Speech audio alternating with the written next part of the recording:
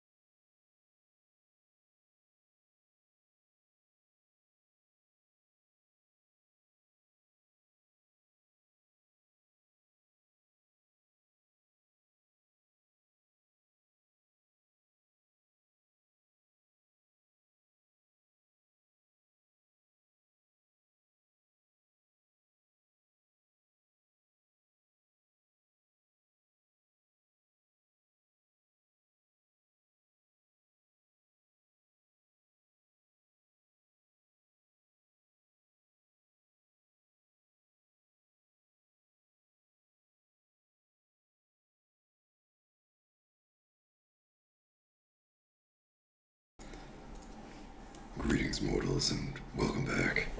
It's been 14 seconds since you last saw my face.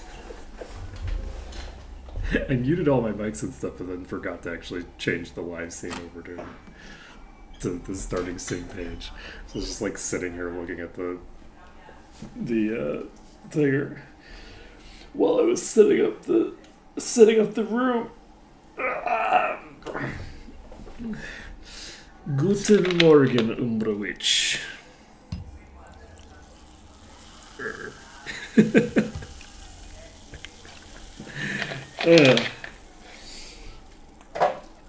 It is. Is it Friday? Oh shit! It's Friday. We better get straight into things. So I've taken a look at the patch notes. It looks like spears have been adjusted. I think it's explicitly an adjustment down, right? Is that true? Give me a second. I could be wrong. Give me a second. So at 10 skill, no. They're substantially faster at build up in the early game, and then they get weaker after you progress past 20 skill. So in theory, the spear should be in about the same position. So basically, what's been changed is spear resistance reduction has gone from 0.1 per skill level, which is 1 at 10 skill. It's 2 at 20 skill, etc. to 2 plus 0.05 per skill level. What am I thinking? It's still stronger until like 30 or something, because at 20 you'll have 3 versus 2. So there's some point where the 2 will cross. It's not a huge deal. It doesn't matter. Probably 25. 25 is probably where the crossover is. Won't make a huge difference until you start getting to higher skill levels, at which point they will scale slower. The other big difference, though, is that the spear resistance reduction is capped as being equal to your spear skill. So at 10 skill, it'll only take like 4 hits to cap the resistance reduction effect that you can get off of a spear. And then later, it will be whatchamacallit. Later on, it takes longer, I would assume.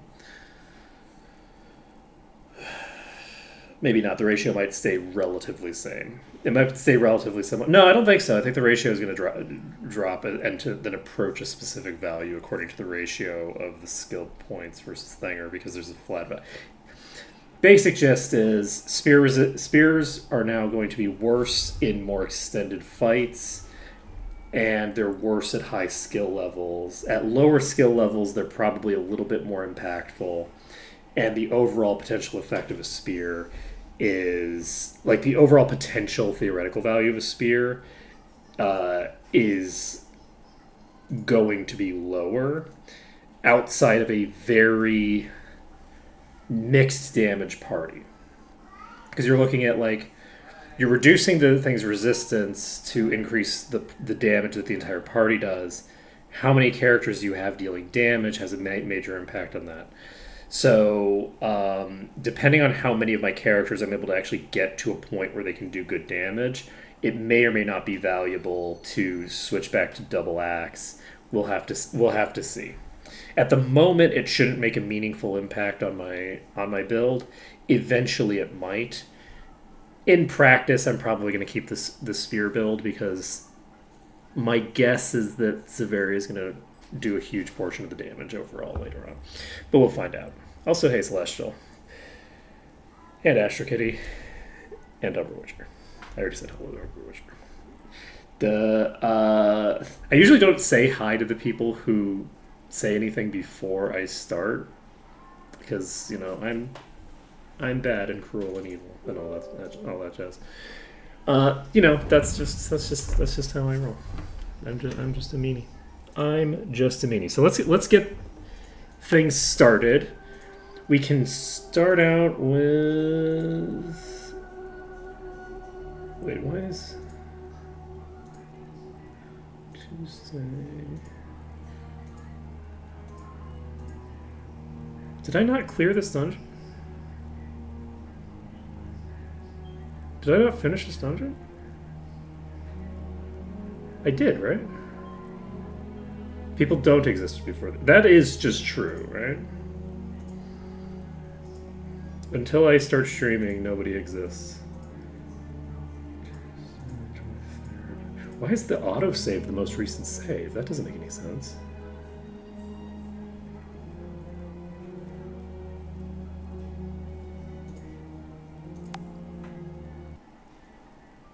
Did I not finish this dungeon? My weapons are ready. I thought I finished those. I don't know. Did I not save it? I thought that I got a good attempt and cleared through this and cleared... Didn't I finish this? Let me open up my VOD from yesterday.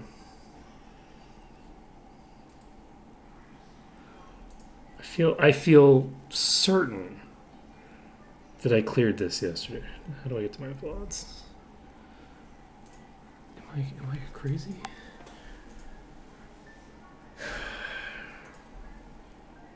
$5 p.m. is... No, 5 p.m. is earlier than 12 p.m. I know this is how numbers work. Numbers go up when they're longer. Okay, so for a second. Now 12 a.m. is just past midnight. 12 p.m. is noon. Let's see.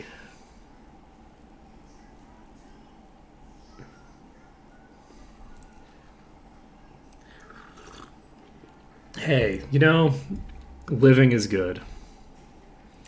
Living is good. Okay, we're checking the VOD. I feel like I definitely finished it, right? Every time I say the word, but it doesn't matter. And I forgot 10 where it's like, it matters if you're like embarrassing yourself too badly. Like, it's like, it's like I definitely finished this dungeon. Did I not save after I finished the dungeon? Once I get... How dumb am I? Appreciate, as opposed to doing work that is, like... Is that there's something nice about doing work that people immediately enjoy and appreciate. This is... So I saved it under test, allegedly.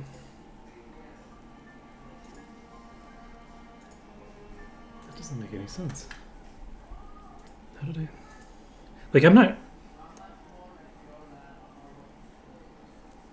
How did... How did this happen? Yeah, I never watch my VODs. I've got a load test, yeah, but like...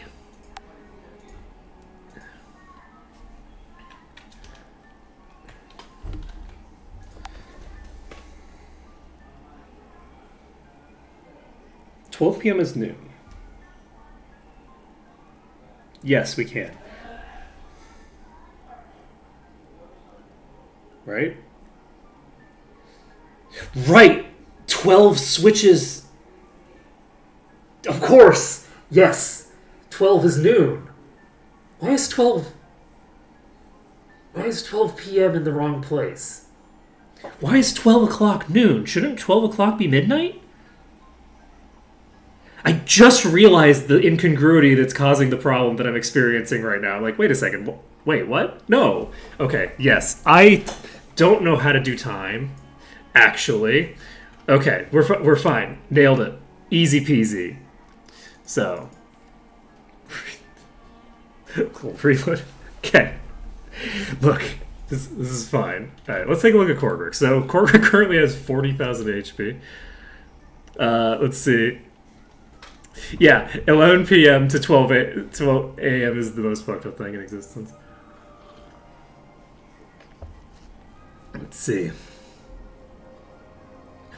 But you lied. You said 12 p.m. is just past midnight, but 12 p.m. isn't just past midnight. 12 p.m. is noon, and that's what was fucking me up.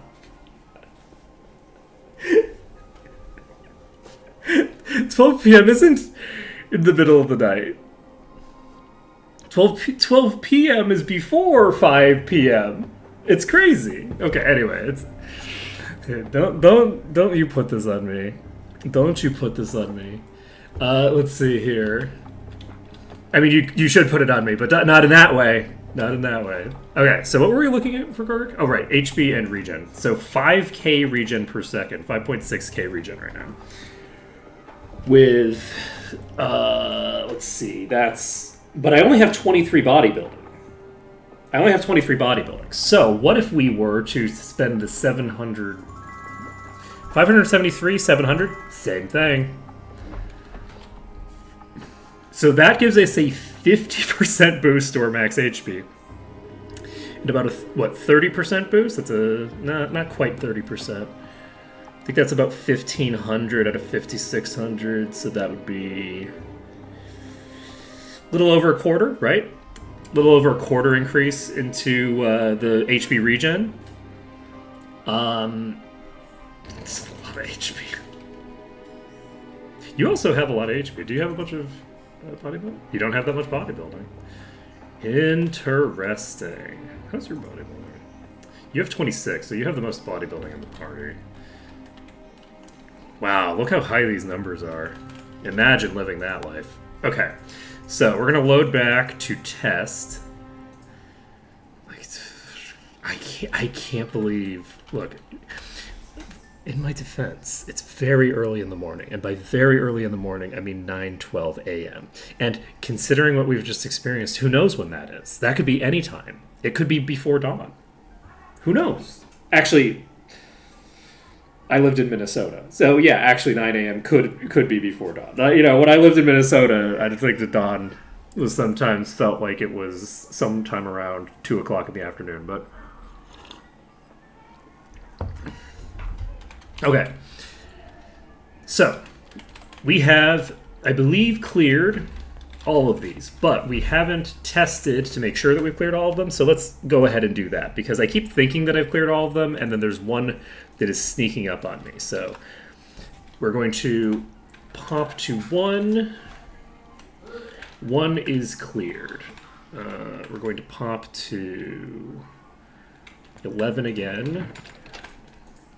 We're just going to go through in order as best we can. So 2, just because it makes it easier for me to write it down. 2. I don't have control over the ads on Twitch, unfortunately. That is not a thing I control. So let's go with 5. No, let's go to the lucky number 13, because we're trying to get to 3, and 13 and 3 are related because they both have a 3 in them.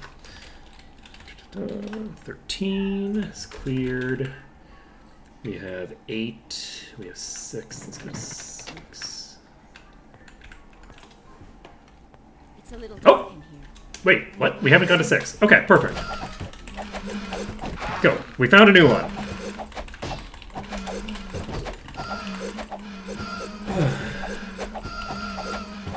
Let's see.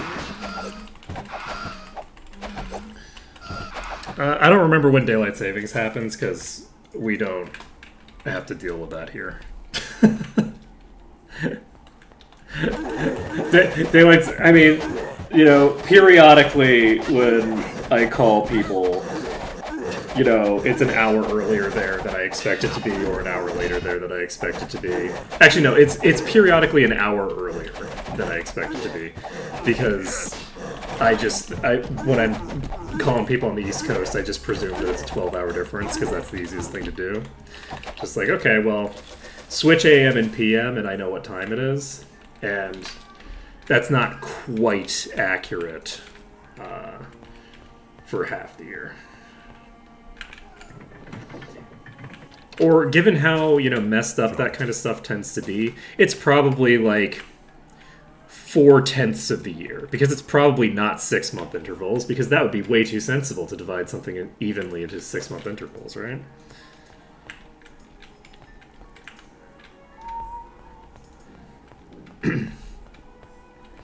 Okay. So we finished this.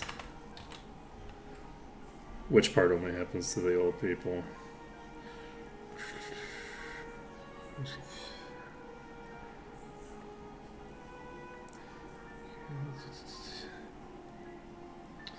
I don't understand the context, unfortunately. Oh, forgetting time. No. I'm very young and I forget time all the time, you know? So, you know, there's that. You know, I'm very young.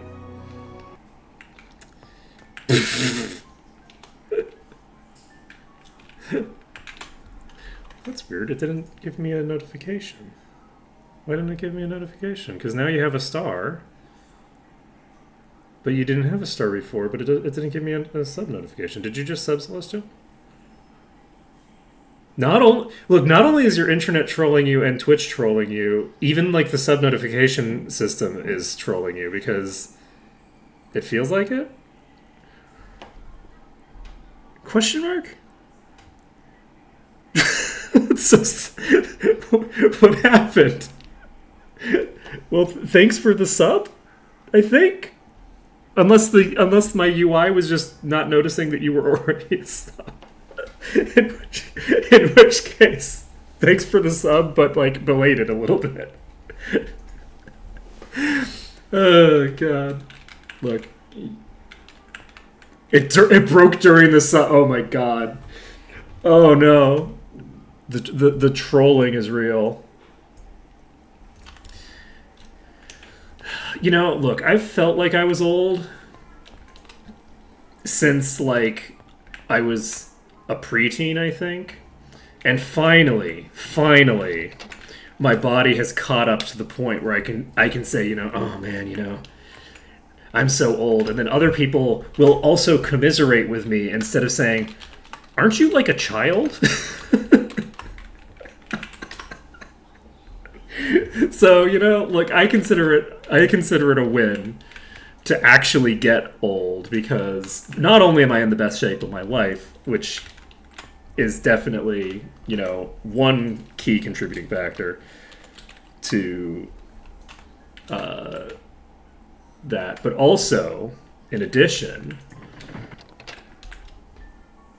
it is useful. Let's see. I think doesn't it typically give me the notification though? I feel like it usually tells me, regardless of whether it tells other people. But I guess I could be wrong. Let's see here. Let's go to 3. Okay, we've now checked 3. Just watch. I'll go into one of these places. There will be enemies around, and I won't notice that it went into the yellow, and I'll just walk through completely oblivious to the fact that I haven't cleared one of these barrows.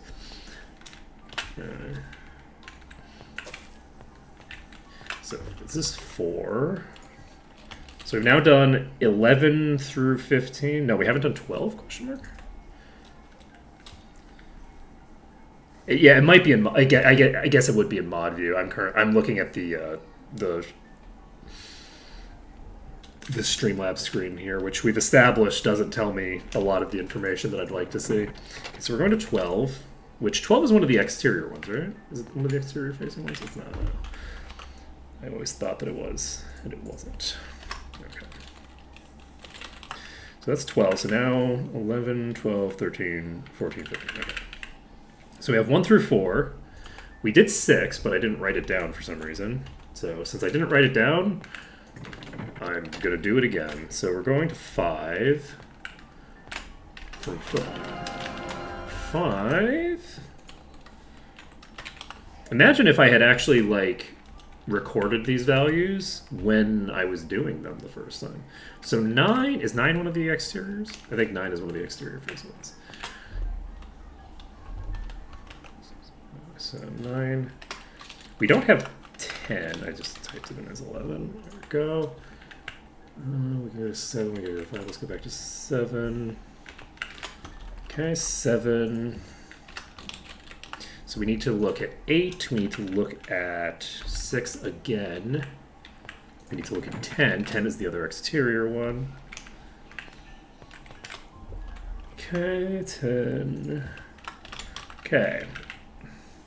You know, I don't...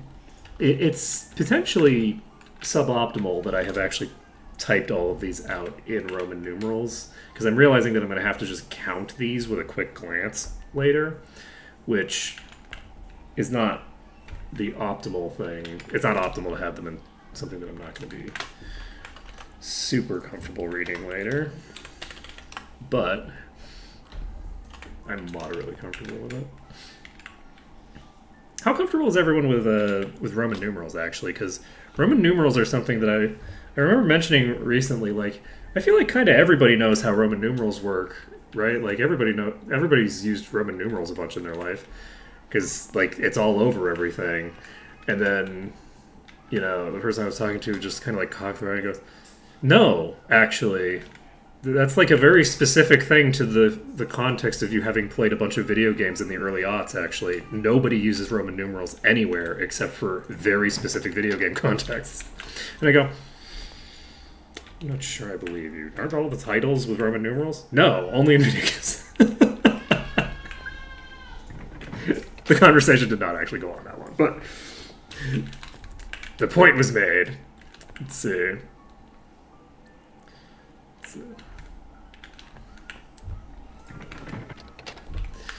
I definitely haven't created a very specific group of people to ask this question to, just so that I can go, see, everyone's comfortable with Roman numerals. Just look, all the people who are so involved with Might and Magic that they're watching a live stream of a Might and Magic game that's 20 years old, they all know.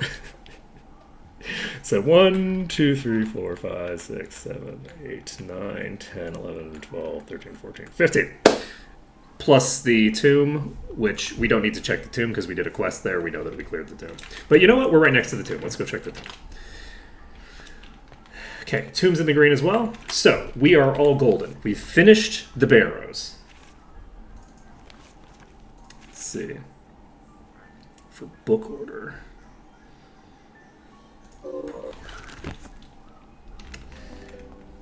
Let's see, we got 19 there. I'm gonna go on the internet and find people who agree with me. Let's see here.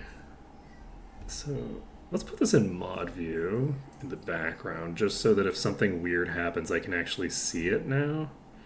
I think that makes sense. Because the whole conversation about, like, the weird, like, auto mod problems is actually interesting to, like, just learn why it is that certain things get auto modded. I mean, it's kind of depressing because it's like, oh, great, you know, oh, let's let's learn all the weird racial slurs that people have invented in the last 20 years or whatever, right? But like, it's just kind of interesting to be like, oh, that seems weird and arbitrary, and then it's like, oh yeah, well, it's tied to this white supremacist conspiracy theory. It's like, okay, well, maybe it isn't actually that arbitrary. Maybe that's a good thing to have on a list somewhere. Let's see. Let's see. Well, dyslexia with numbers would definitely work with, specifically with Roman numerals, right? At the very least. And I think that dyslexia would probably impact, like, everything, right? Like, but it would make Roman numerals would be a mess. Like, it would be really hard to read Roman numerals if the relative position. I don't know a lot about how dyslexia works, so I'm just kind of spitballing my vague ideas. But like, it has something to do with like a difficulty in parsing the specific location of like the objects in your vision would be my presumption. So like, I would imagine that for something where whether the eye is first or second makes a huge difference, and both are equally likely, I think it would be even more more impactful than it is with spelling, because with spelling, whether the I is here or here, I don't think is equally likely. Whereas like with Roman numerals, like the difference between a 4 and a 6, they're both equally likely to present, right? Let's see here. And yes, I will show party compositions. So we have a monk who is currently the person who's just maintaining preservation, right? And we have Sortira, who's a paladin, who is... And so Kamanatan's fully promoted, or well, not fully, but promoted up to master. We have Sortira, who was recently promoted to hero. We picked up light magic. We haven't picked up GM yet, and we aren't using it right now because we've got a party that's distributed in such a way that light magic is probably not going to be a meaningful thing. We might add in, if we have a ton of extra mana later on, we might add in some backup buffs in the form of the light magic buffs, where it's like, if the person who's maintaining fire resistance falls, the Day of Protection will pick up the slack until that person's back up. We might end up doing that at some point with Day of Protection specifically, but very likely we're not going to have enough like actual mana to ever do that, so probably not. But this character is durable and is predominantly just kind of like doing their thing right now. We'll see how they develop over time. They started the game being the preservation user, being the person who's like the primary, I need this person to stay alive. They're now the person who is most effective with shared life at casting it, except for the fact that they don't have enough SP to really follow through with that in a massive way. We'll see. Over time, we're going to adjust the playstyle of this character. We'll figure it out. Let's see. For Severia is basically invested heavily into the DPS skills, hasn't invested heavily into any of the durability skills yet, and is just now starting to feel the pinch on that. Oh, the other thing is that each character is associated with one to two schools of magic for buff purposes. So I'm maintaining my body spells, specifically I think just body resistance, with Kamanatin. All my spirit stuff is going to be attached to Sortira, so Sortira is going to be pumping spirit. I'm also going to be pumping mind eventually once I have meditation or whatever the thing is that makes it so that you, I think you get more mana regen or something. But even then, I might not be able to really maintain it because of the fact that I just don't have the mana for it. We'll see. It'll depend on how things go as we get further into the game. But yeah, so spirit is the primary thing that she's maintaining. We have haste and just fire buffs being maintained by Severia. We're also going to be maintaining water resistance with Severia. And so Severia is going to be maintaining the fire-based buffs in addition to being basically my primary DPS at the moment. Cortal's just doing Death Knight things. I'm doing this basically the same build that I did last time with my previous Death Knight. And Ulrin is going to be focusing air magic and earth magic, which basically is going to give us access to pretty high levels of each of the buffs without a huge amount of investment. So, and this character is also supplying the spear debuff, though I do understand that is now going to be weaker. For my party, it's probably like marginally stronger right now because I don't have quite enough spear to make up the difference between the two with a half point increase. I think I need a few more points in spear, and most enemies I wasn't hitting enough times necessarily. Nah, I only need to hit it like a few times to cap it out. So for most enemies, it's probably like marginally stronger, and it's like marginally weaker for bosses at the moment. But Ulrin spends enough time unconscious and not. Wait, I just pumped these buffs up to 23. Oh. I'm not doing it correctly. It's fine. Yeah. So get this. I just realized that I didn't actually pump any of this stuff. Let's see. Well, I mean, it depends, right? Because it's got the 2 baseline, but it's also got like the half point versus the sorry, not the whole half point, the 5% versus the 10% of a point is like, so it has weaker scaling, but has like a larger baseline. So at lower skill levels, it stacks up faster to the cap. But you have your skill level. Once you get a higher skill level, it's going to scale up slower too. But let's see. Yeah. So like for right now, we still haven't reached the point where it crosses over, right? So I went through that like when I went over the patch notes at the beginning of the stream before you got here. Let's see. Oh, we can actually get this up to GM. Do we want to get this to GM? Is there any reason to do that? Do you have any you don't have any buffs that you're casting. You don't have any spells to cast, really, so probably not necessary. Okay. Let's pump these. Is it 40? Wow, I can't do math. I was thinking it was sometime in the late 20s. Look, don't mind me. Don't mind me. Shouldn't it have been? Because it gives half the scaling. So the original value should have been 2 at 20, right? Oh, was it like 1 plus 0.1 per skill? Or is it just 0.1 per skill? Before. Because now I'm back on thinking it's 30. And I don't know why. Look, you know,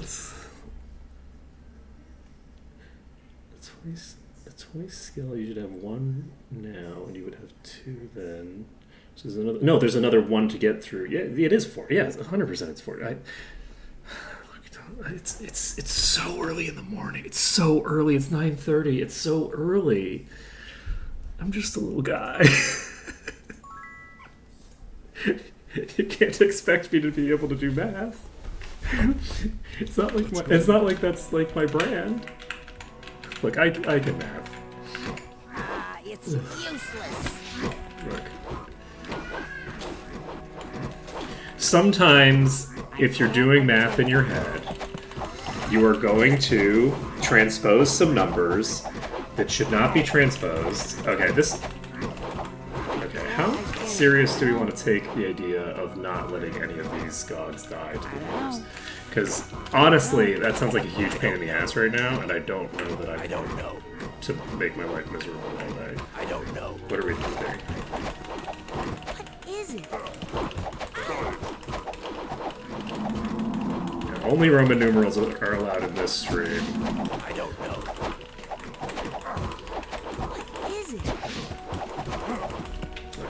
That's fine. I'm gonna pull out the because I love myself card once again and say that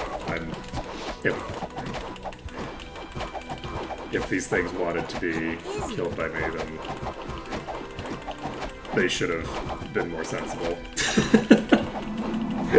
Okay. This is an issue, actually. Let's see. I was not expecting that we would run into this kind of a durability problem so quickly, considering they're not even actually attacking us, but that's fine. Okay, I need you to go down. Actually, wait, no, I don't need you to go down. They killed the Gog. You know, look,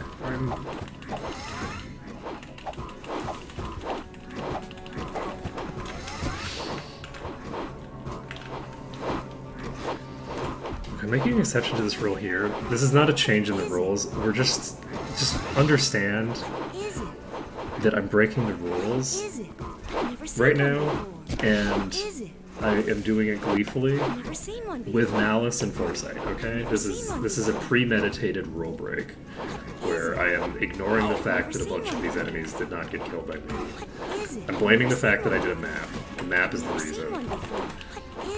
How is the map the reason? Don't worry about it. Don't worry about it. It makes sense. If you want me to come up with an internal justification for it, okay, that is unacceptable. But we can't lose a boss. We're not losing a boss. Okay, we're loading the autosave. Okay, I'm gonna try to do this properly. Do things correctly. Okay, let's do this. So, we're jumping down here immediately. Let's wake the fuck up, okay? There's a legendary here. You know why this legendary exists? This legendary exists as a reward for good behavior. Because I did, in fact, reload because I was like, you know what? No, I'm breaking the rules. We are going to make the attempt. Hey, I can only save the game if I don't fuck this up. I can only save the game. We're awake now. I was asleep this whole time. I just woke up. Hi, welcome to being awake. We can only save if we kill every single creature in this pack. So let's try to orient ourselves correctly. Did I get that? Please fucking tell me that I got that. I don't know if I got that or not. I can't tell. There was a protects message that came out that overrode my last combat message, and I don't know if... So I don't know if the last attack message came out before this thing... We're checking the tape. We're checking the tape. We need to find the frame. Check the tape. Wait, I can't check the tape here. Shit, how do I scroll the VOD? No, how do I... How do I scroll on this? Wait, can I not scroll back? Is that a YouTube only thing?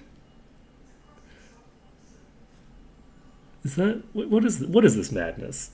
Am I not allowed to do this? Can I not look at the VOD? Can I not scroll back in the live? Is the live feed only live? That's not right, right? Am I crazy? You're crazy. Can I not just scroll back? I was sure that I could do that. Can I not do that?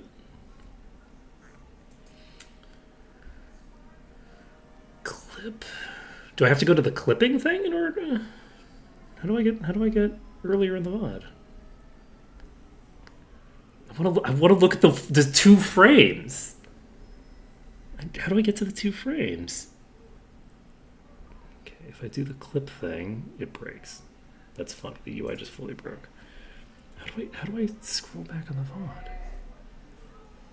I'm so bad at dealing with like user interfaces these days. I can apparently knock on myself. Okay, there we go. Can I see earlier than this? I can't see earlier than this. If I click the clip button, I can only see... Okay, that seems... I don't know how clip works. Huh. Well, I don't know. It doesn't matter. It's fine.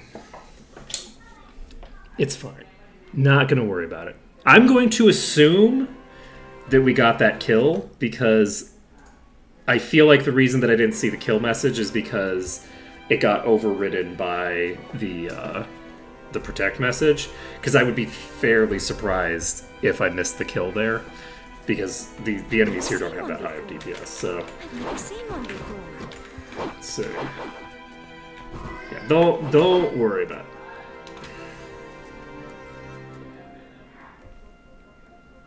I definitely didn't kill this one, right?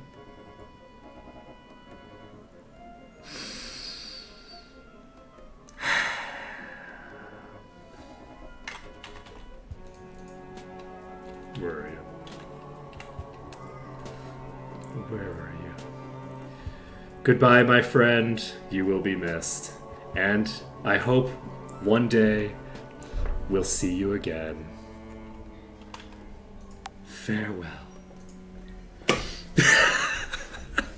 Because I killed that one, but there was a dead one behind me. You know? I'm pretty sure I killed that one. There was a corpse behind me that I did not kill. Oh, man. Life is good. Look, this is what it means to be principled and stuff. I'm gonna go with that. We're only gonna do this for this pack because I don't think there's any shot that we're able to clear the entire area this way. I don't know. Okay, we got the kill there. I don't know. We have this one at half-life. It is but a scratch. I don't know. Okay, we've got so much. I don't So know. it's,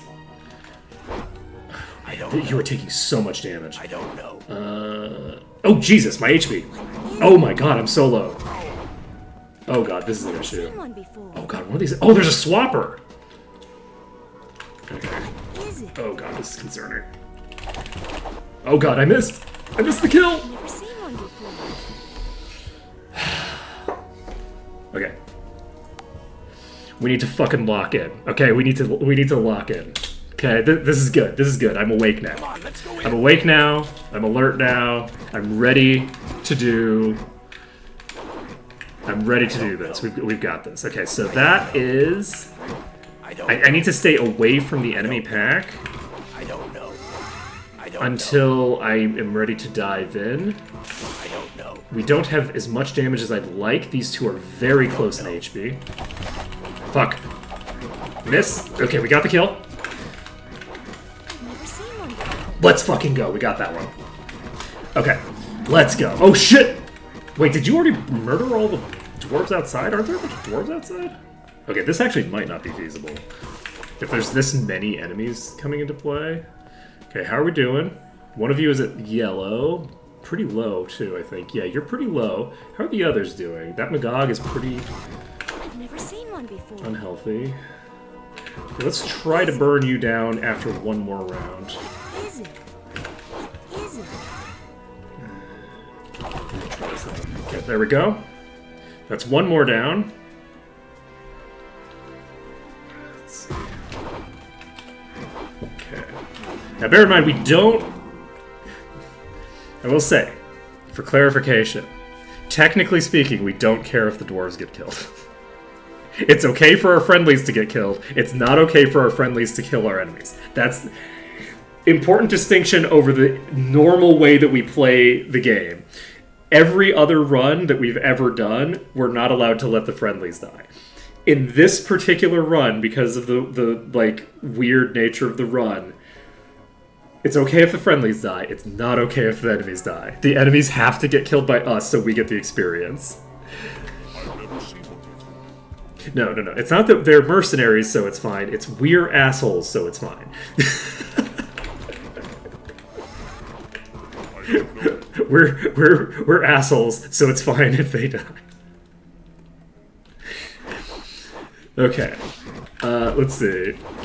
Are we the baddies? I don't know. I can't identify that. Let's I see. don't know. I can't identify that. I can't identify that. Okay, this Magog is getting low. I can't identify Did that. we killed both of those, I think, right? I can't identify that. Okay, that was a bad idea. I missed that kill, 100%. There's no shot that I got that kill.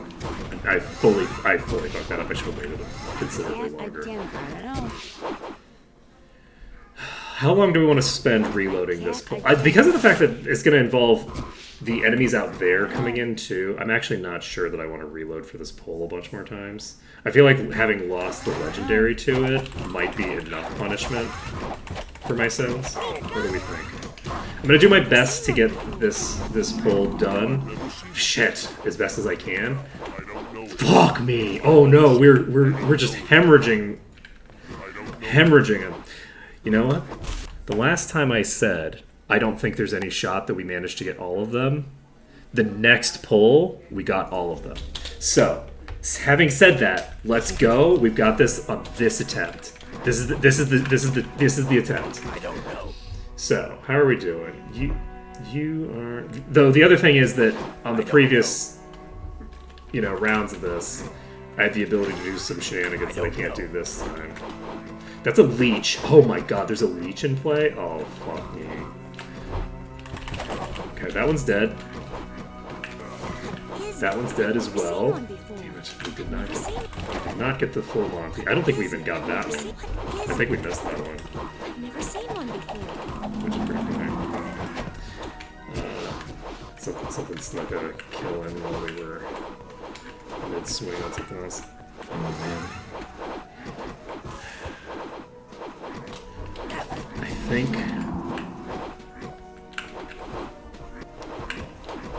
that maybe. I don't know. I can't. Conceptually, that would work on a lot of areas. I don't think it would actually make a big difference in this area. Okay, so here's the question: Do we accept our fate? Because we've already lost like half a dozen of these things. Do we accept our fate and accept loss, or do we keep trying? We're gonna keep trying for a while. Gonna try for at least like a couple more minutes. This is incredibly dumb, but that's the nature of my stream. That is my whole deal. This is a fairly weak pack, so can I get? I don't know. Oh, there's another one in front. Okay, good to know. I don't know. This one's probably gonna die first. Unfortunately, when I go over here, I'm aggroing another set of them. What the fu- Oh, right, because my friendlies also are gonna fucking obliterate me. Right. That's why I was taking so much damage. It's because the Magogs and the Fire Warlocks are blasting me. Gotcha. I am going to burn through this Magog now. No, I'm not. I think I missed the kill on that. I think this guy turned around and killed it. Check the tape. I think he turned around and killed it. He was attacking this thing, and then he turned around and attacked it. That's what I'm going with. I don't know. God damn it. I don't know. Everything's bad. Doing so badly here. Let's see. I blame the elves. I think that blaming the elves is good and proper as a general case. Yeah, this is... Once I start aggroing these and they start coming in, things get really crazy really fast. How do I want to approach this? I think that I might want... I have an idea of how I want to approach this. We're going to try to do a fairly aggressive approach instead of being a casual approach. But in addition to being an aggressive approach, we're also going to need... Oh my god. Well, the aggressive approach is going to get real funky in this context. Oh. What is it? I've never seen one before. Okay, we got that one down. We're going to try to at least get the majority of the ones in this pack here done. What is it? It's pretty rough. It's pretty hard to get them because of Never seen one the... before. As soon as I hit this thing, it's gonna get blocked out by the other. I might have gotten that there. I'm not sure. Identify. Try burning this one. Unfortunately, that is getting hit by somebody. Where did you go?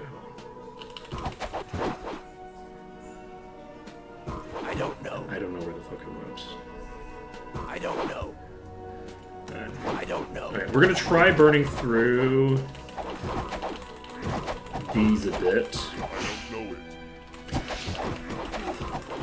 it. My goal, basically, I don't know. I don't know. I can't. is to try to be hitting the ones that are not the primary target where possible. Please? Did I get that one or no? I wasn't actually looking at my screen. So this is going to get really crazy really fast now because we're going to pop over here. And that's going to aggro the ones on the other side of that wall. Did I get Never it? seen one before. I'm usually better at this. I'm usually better at identifying whether I've hit them or not. Today I'm really struggling. We definitely missed one of them there. We might have missed both of those. I don't know it. Unclear. I've never seen one. I don't know. I think we're golden. Nope. I don't think we got the kill. I'm terrified of the fact that this person is now... Please? Never seen one before.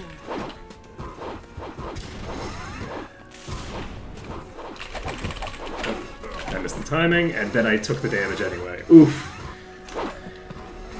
Okay, you know... The attempt was made. God.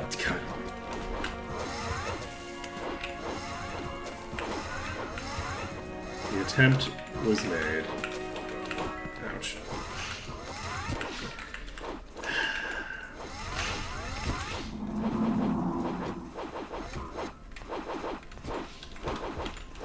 Okay. Oh, geez, we just aggroed a bunch more.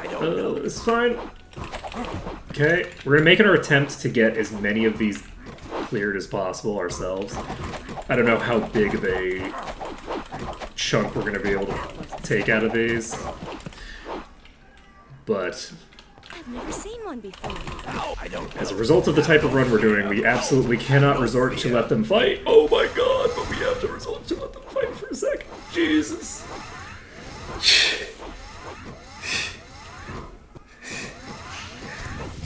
Jeez.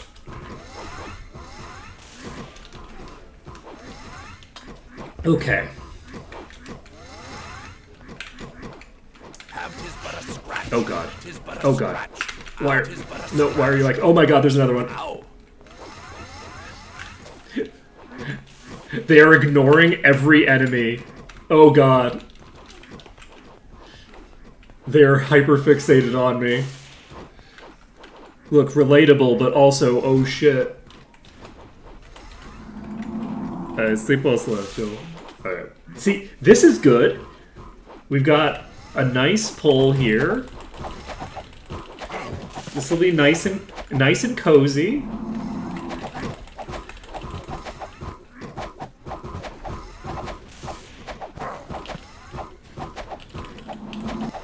We got it. Ow!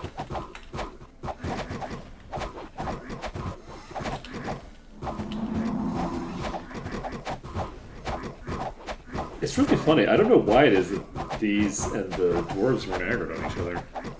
Ow. Does the aggro chain only start when they start hurling a fireball at me and they miss and hit a dwarf? No, right? It's interesting. The factions in this game work very strangely sometimes.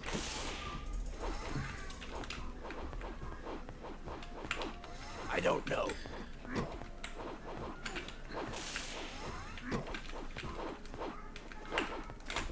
This is very funny. Okay. I can't get to the green over here, can I? Not yet. Okay, we're gonna get back in here.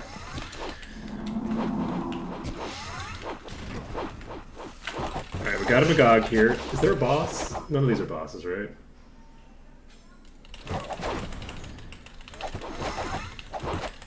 Okay. I've never seen. I don't know. One of these days, I'm gonna get good enough at this skill set that I can do this I dungeon can't identify that. successfully. I don't That was bad. It's too early. I'm pretty sure that somebody else got the kill. There we go. We got that one at least. We're able to get some of them sometimes, but it's not... That's actually amazing. None of the friendlies went down there? Holy shit.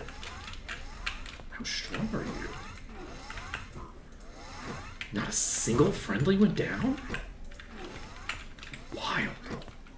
Oh, we're in the green. Alright, we're going to save this under dungeon.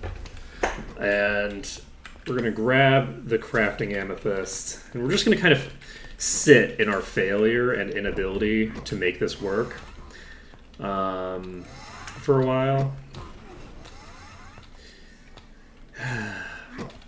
And then we're going to go, no, we can't sit in this. We can't sit here feeling bad about ourselves. We need to make sure that we get the kills. And hey, a friendly died over here at least. So it's not like it's impossible. It just needs to be a 3-on-2 question mark. I don't know. I don't know. I can't. Too easy for me. Got it. Okay. It is the Kill Steal dungeon. It's not only the Kill Steal dungeon, it's also like the Friendly Fire dungeon where every friendly in here is like just... Not every, I get... Well, actually, in vanilla, every friendly in here is just begging to murder you all the time.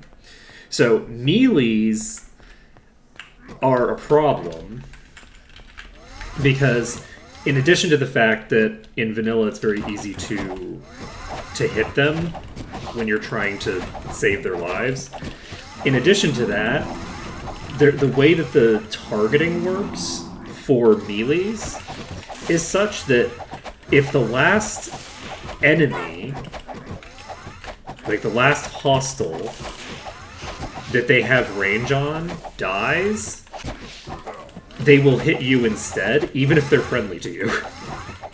So if there's a pile of dwarves fighting like a single Magog, when the first dwarf gets the kill on that Magog, all of the other swings that are in mid-swing get redirected into you.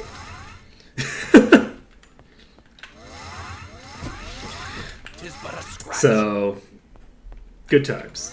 Good times. And of course, if they have projectiles, they'll blast you without even needing a bug. Okay. I don't know it. But yeah, dungeons where enemies fight each other are really way more dangerous in vanilla than you'd think. For that. Oh god, that's a boss, I think? No, it's not. It's just a normal one. I don't know why I thought... wait, I was like... As I was saying, I was like, wait, Fire Warlocks are the weakest type. There can't be a Fire Warlock that's a boss. I don't know. This looks so big. She looks so huge. I'm so terrified to get involved in this. Why is it that you're suddenly incapable of dealing any damage, friends? Is it? Why can't you hurt this Magog? Because I need it to get low before I want to get involved, because you're gonna be... I've never seen You're gonna make me die. I'm gonna be sad. I don't know. easy. What is it? Glad you're enjoying it. You know, I do apologize that we have abandoned our principles so quickly, so readily,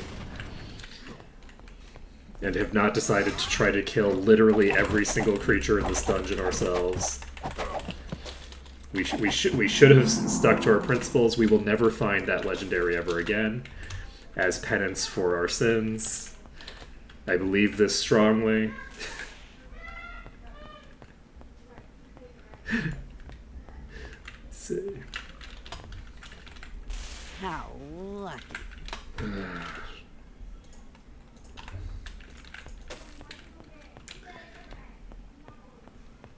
Okay, I think... Oh, that's a trap. I think... Okay, we've got a... Oh god, we've got a leech here. how am I supposed to...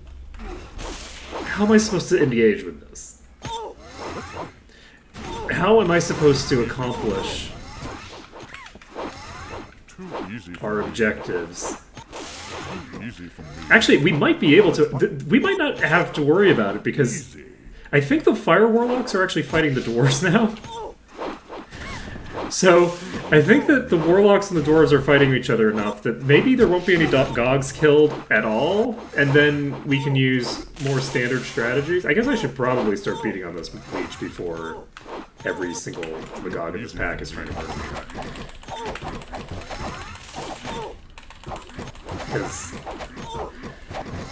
the Leech is going to cause problems for us. Oh, we might be able to kill the Leech before the others. How funny would it be if we were trying to kill this Leech and try to burst it down, and then instead of us bursting it down, we get it really low in HP, and then all the dwarves turn on it at the exact same moment because I snap it into range of them, and then the dwarves kill it, even though it wasn't being attacked until I knocked it into range. How cool would that be? I think it would be pretty cool. Please get the kill. Oh god, it's stunned.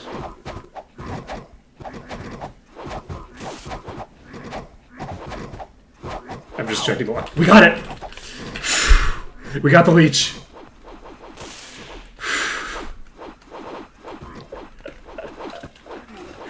Whew. We got the kill message on the Leech. Okay. I'm just like staring at the chat log, like... Are you doing what you're supposed to be doing? Okay, so all the Warlocks are dead. Okay, was that somebody who was in the red just now? I saw a red. I've never seen one before. On the plus side, we don't have any AoEs. Yes, it was this one. Did I get it? I don't think I got it. Is it? I think somebody else got Is it. it? It's hard to target the ones that are in the middle of the pack. I'm gonna try to clear as much of this pack as possible myself. That wasn't so bad. Easy. Okay, there was another one that was in the red. Okay, this Magog. Too easy for me. Easy. They're doing so much damage. Easy.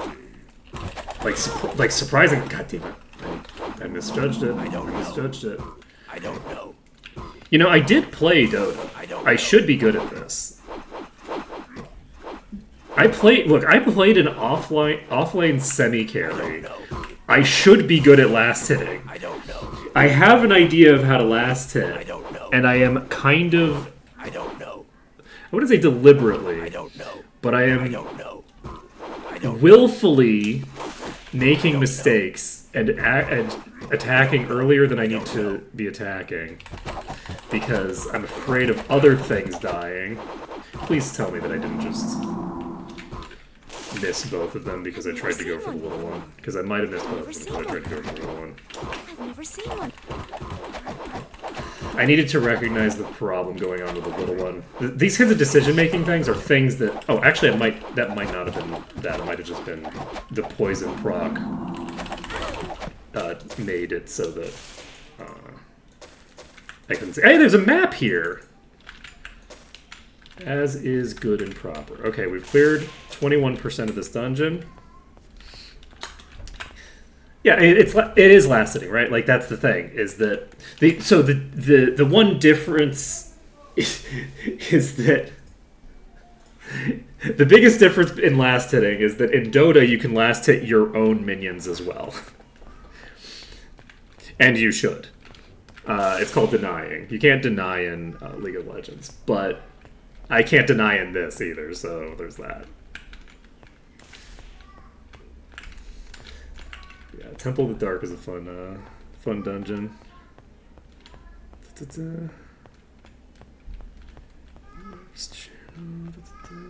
Okay, we're all set.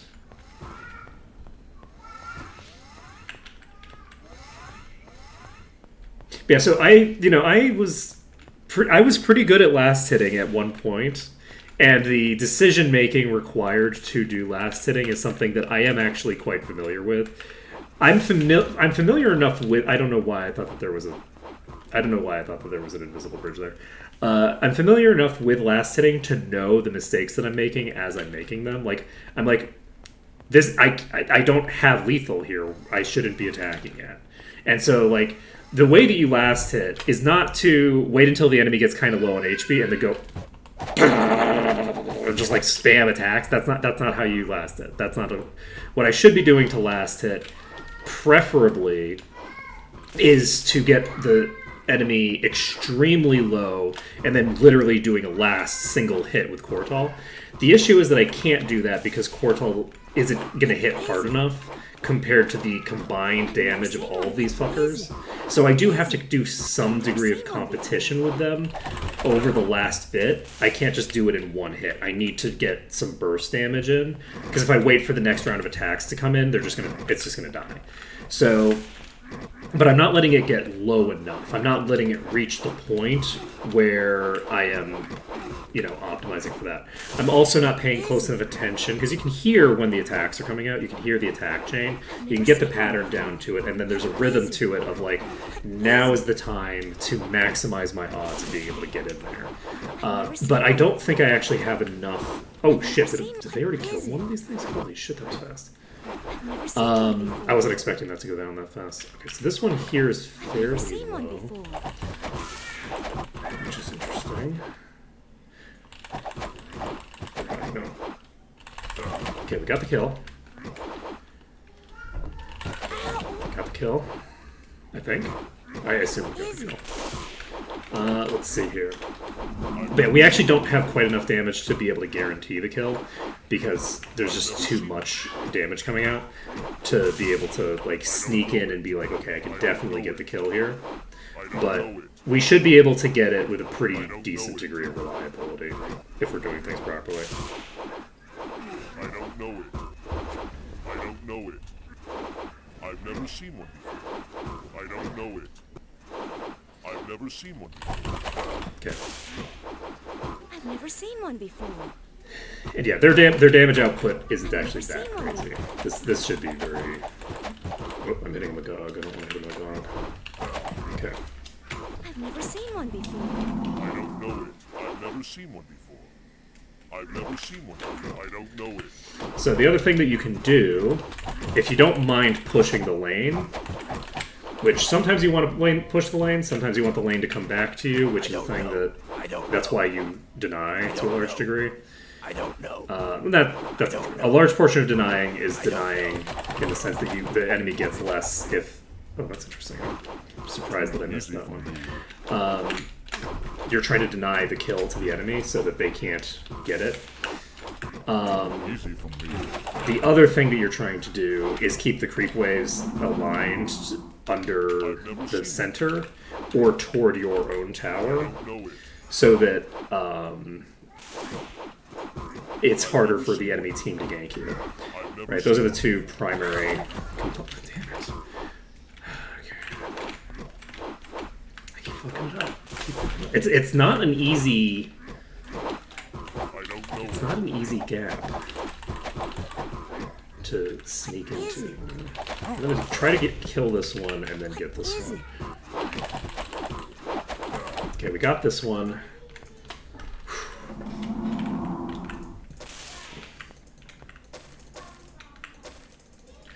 And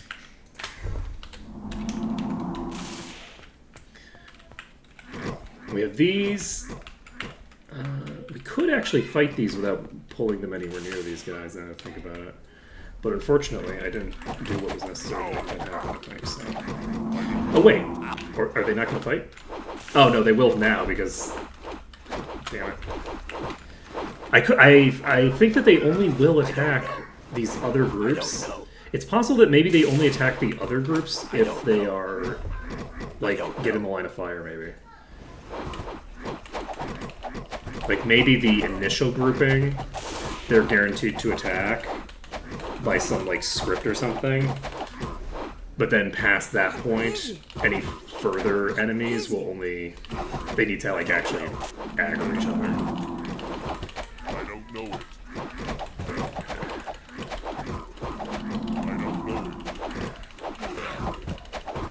I can't identify them. I've never seen one before. Yeah. Smaller teams have a more coherent, like, creative vision, generally. So...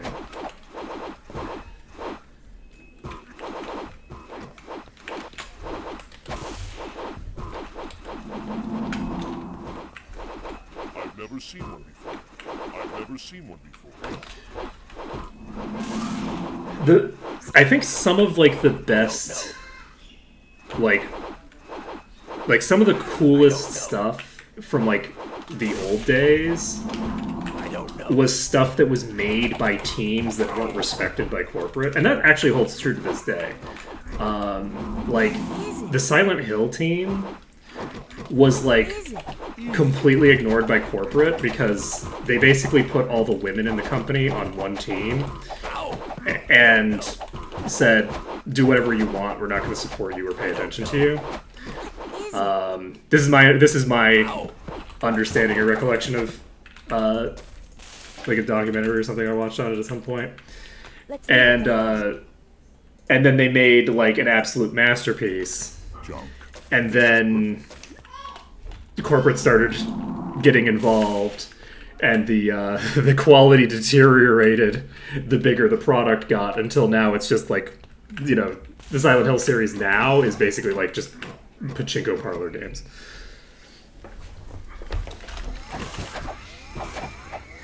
Which is the thing that corporate wanted the entire time. But they weren't paying attention to what that team was doing, so they got away with making amazing art.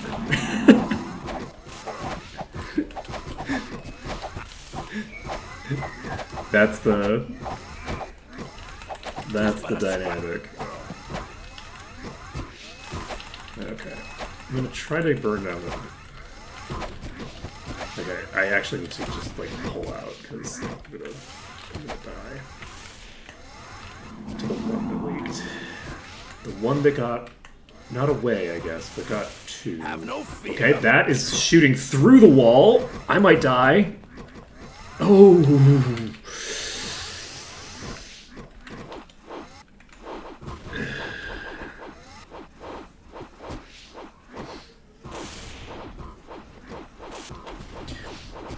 Well, devs don't know what gamers want necessarily. Devs know what they want to do. And generally speaking, if an artist knows what they're trying to do, there's probably someone else who wants that thing. Whether they can ever find the audience that wants that thing is another thing, right? Because like distribution is like a major component to that, which the internet is, you know, very good at allowing to happen. But like a lot of the I can't identify. I don't know. a lot of the creative process involves just realizing like, hey, you know, there's going to be a lot of artists who make a bunch of bullshit that is not very good and that just doesn't work. Either it doesn't accomplish what their creative vision is, or their creative vision is like an incoherent mess in the first place. And that's fine, actually. There's nothing wrong with that. It's good for you to have, like, interesting failures, where it's like, okay, this is a person who's just, like, making this thing, and it goes completely to shit. Because if you don't have the capacity for people to make a thing that's just going to go completely to shit because they don't, their creative vision doesn't pan out, or they don't, you know, implement on it very well, then, you know, you just don't have the ability to make interesting art at all. Yeah. Well, the difference is that, like, the corporate interests aren't for... Corporations aren't trying to make good products. They're trying to make money. And when profit was the primary motivator of corporations, that there was some alignment in terms of making a good product versus making money. Like, those two things were always at odds with each other to some degree or another, right? But it used to be viable to be able to make a profit by just making a good thing, and that was enough, because making a profit was the goal. Then a little guy named Reagan came along.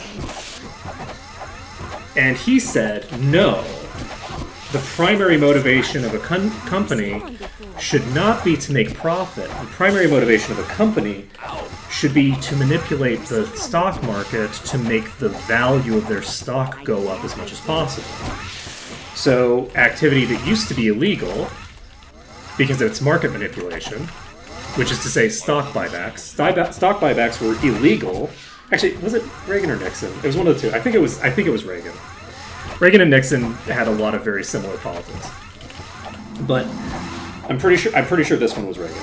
So stock buybacks, which were explicitly illegal because they're a form of market manipulation, were legalized. And not only legalized, they were incentivized very heavily from a legal and tax perspective.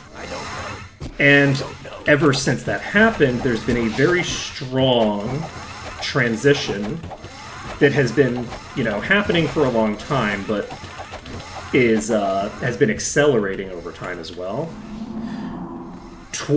away from a profit motive and toward a purely market manipulation motive, defining the way that companies do things.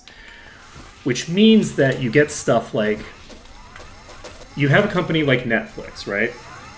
Netflix is really obsessed, and so are all these other companies. The viewer retention numbers are like a really big deal for all these subscription services, right? Where they're like, oh, well, we want to have your eyes on the screen for a long time.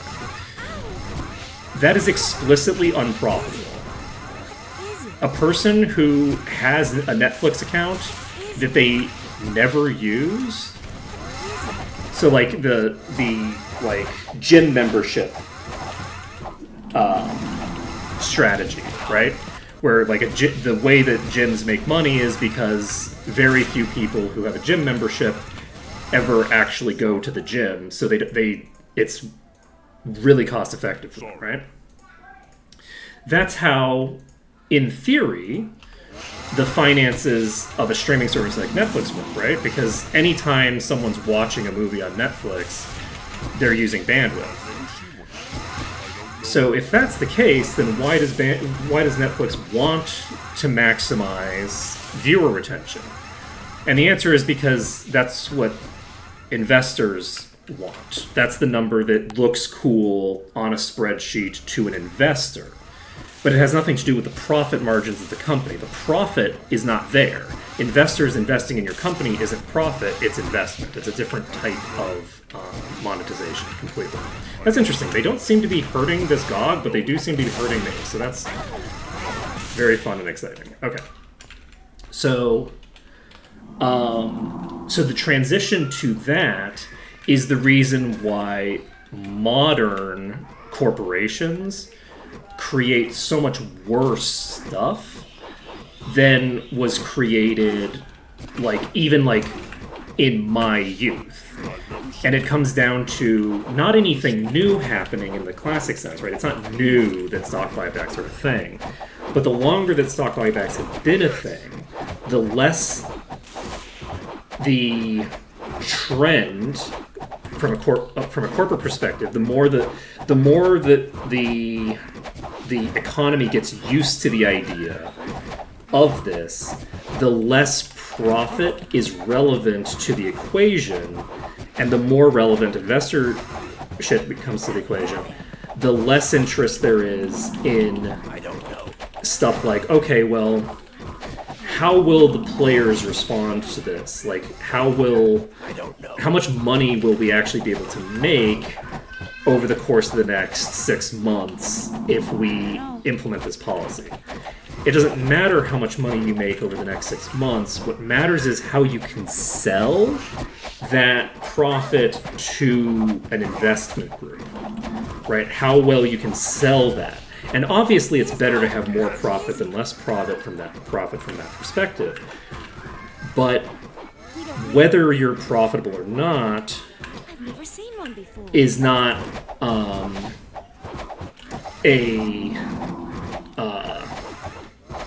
factor there.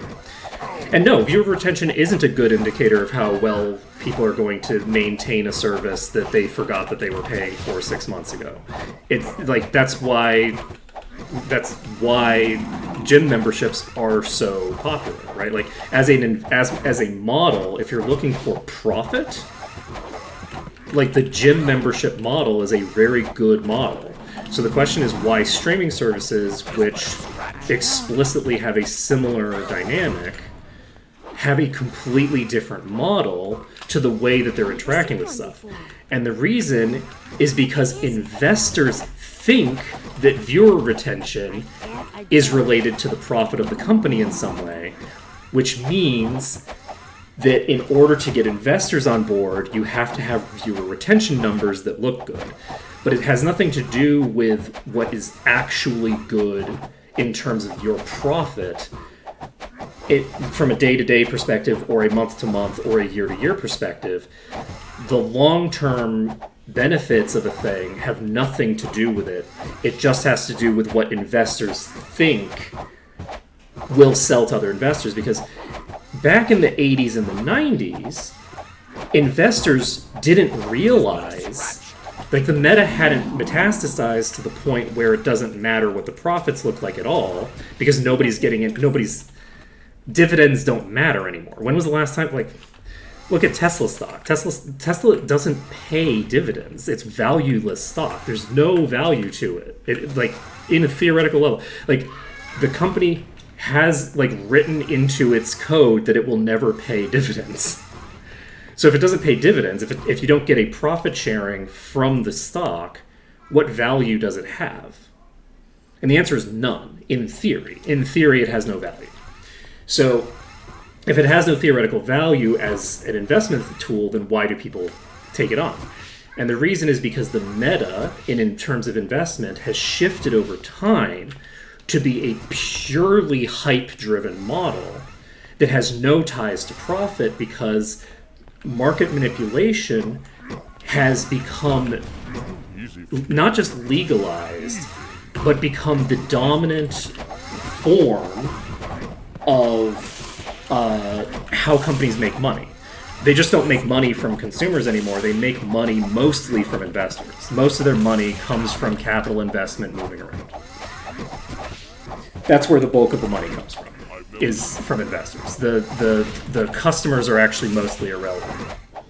So that's why companies like Tesla are so successful, is because Tesla is a tiny company that doesn't have any employees and does not build cars, right? Like, they are a tiny car manufacturer with huge, massive amounts of investment from investors, right? And that's why they're so successful, is because they don't actually have any costs at all, right? Like, why is it that, like, the first thing that every, like, venture capitalist group does is fire all the employees at a company? The reason they fire all the employees at the company is that the actual company, the actual thing that the company is doing, is not the thing that has value, because consumers don't have any money anymore. The only people who have any money are capitalists. Nobody. We haven't had like. Think about how long you can have several % inflation and completely stagnating wages. How long can that go on? How many decades can you have that go on before the actual sales become, like, irrelevant, because all of the money is held in the hands of, like, a very tiny group of people? And if they have all the money, then you are either selling to them directly, or you're selling to them a Ponzi scheme based off of your legitimate company, right? Like, a grocery store is a real company that does real business and this, that, or the other thing, while simultaneously having attached to it this stock market Ponzi scheme about how they're going to, like, revolutionize blah blah blah blah blah blah blah blah blah, blah, blah. And so anyway, it's a whole thing. It's a whole thing. But suffice to say, this has hit the game industry really hard because it's a very monopolized industry and it's completely ununionized. So there's really no there's no way to for the workers to push back in an organized fashion, and it's part of the reason why for my entire life nobody has worked in the game industry for more than 5 years on average. There hasn't been a time in my life where the game industry was a career, really, right?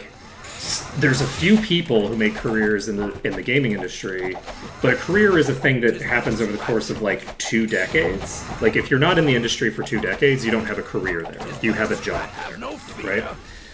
And the gaming industry has never had retention numbers like that. People don't stay in the gaming industry. They stay in programming, they stay in development, they stay in software design, they stay in UI design, they stay in the skill set, but they leave the industry. And that's always been the case for my entire life. This has been a crisis that the gaming industry has been perpetually dealing with forever. And it's accelerating and getting worse over time. But, yeah. Anyway. Game industry is in a difficult spot. Always has been, and will continue to be so. The rest of the economy is also in a difficult spot. The gaming industry, though, has particular vulnerabilities, where it's got all the vulnerabilities that all the things like Hollywood have, but without the massive unionization and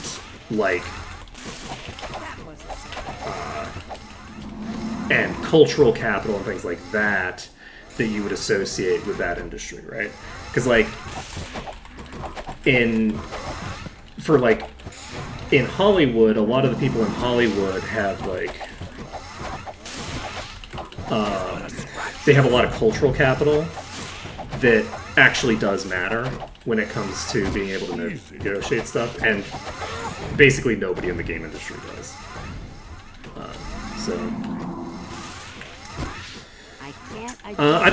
The thing is that I don't know what that would mean. I don't think that the game industry has really gone anywhere. I think that the worst tendencies of the gaming industry have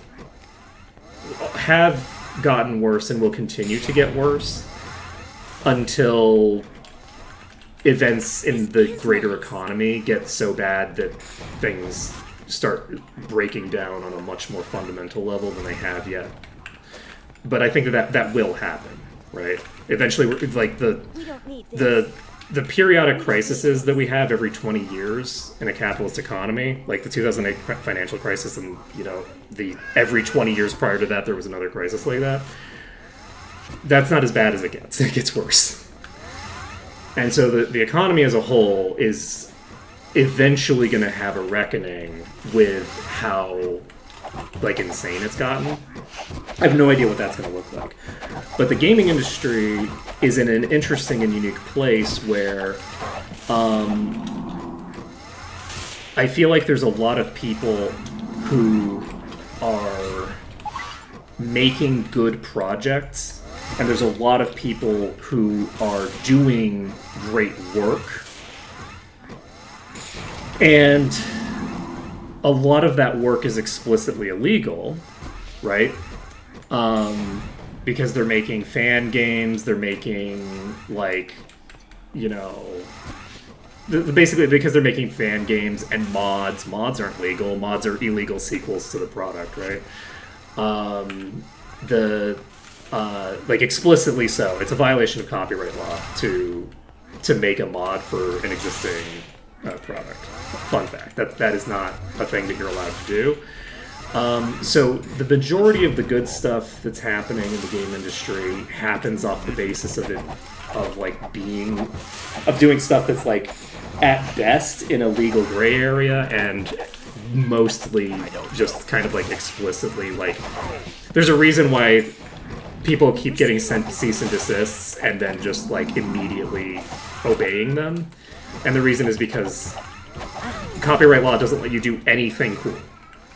the actual rules don't allow you to do anything nice.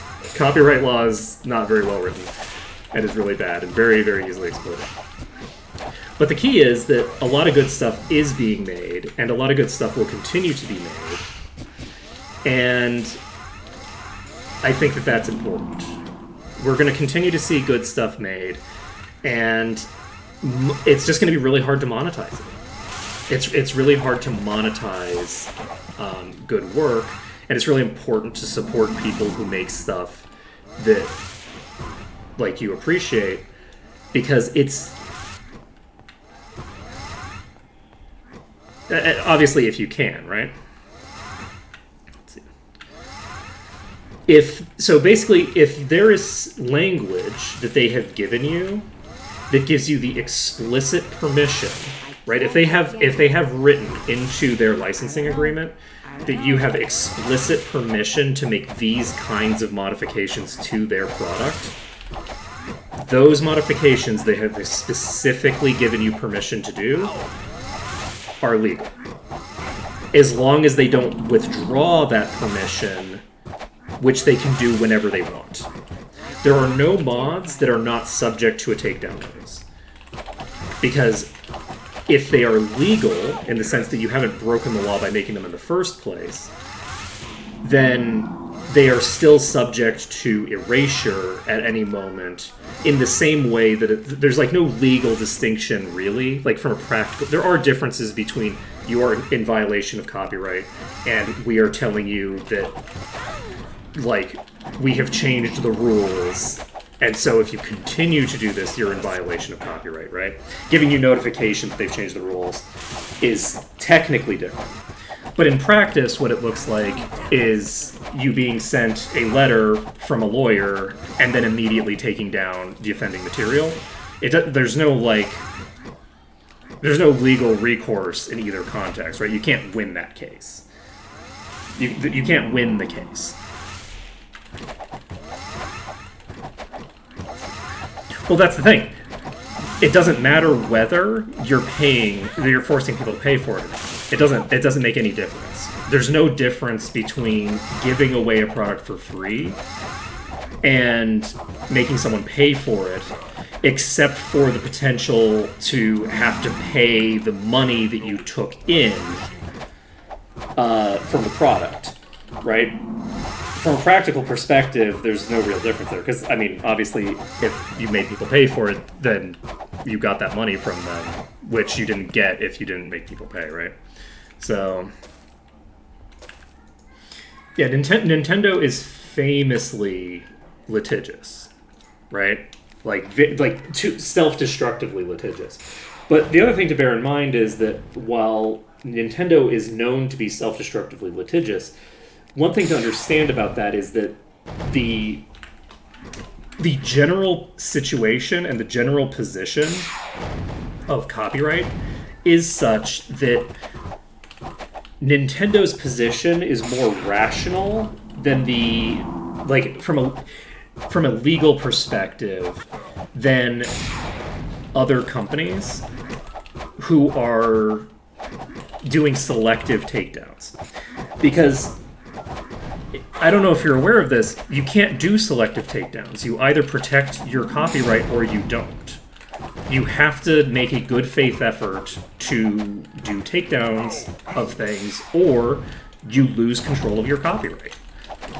You have to actually maintain control of the product. You can't selectively enforce unless you're a major corporation and the people that you're fighting against don't have a legal team that can defend them by saying, well, you're selectively enforcing this. This isn't a copyright that you seriously maintain. This is a copyright that you're selectively using against me specifically, right? You are selectively choosing to target me.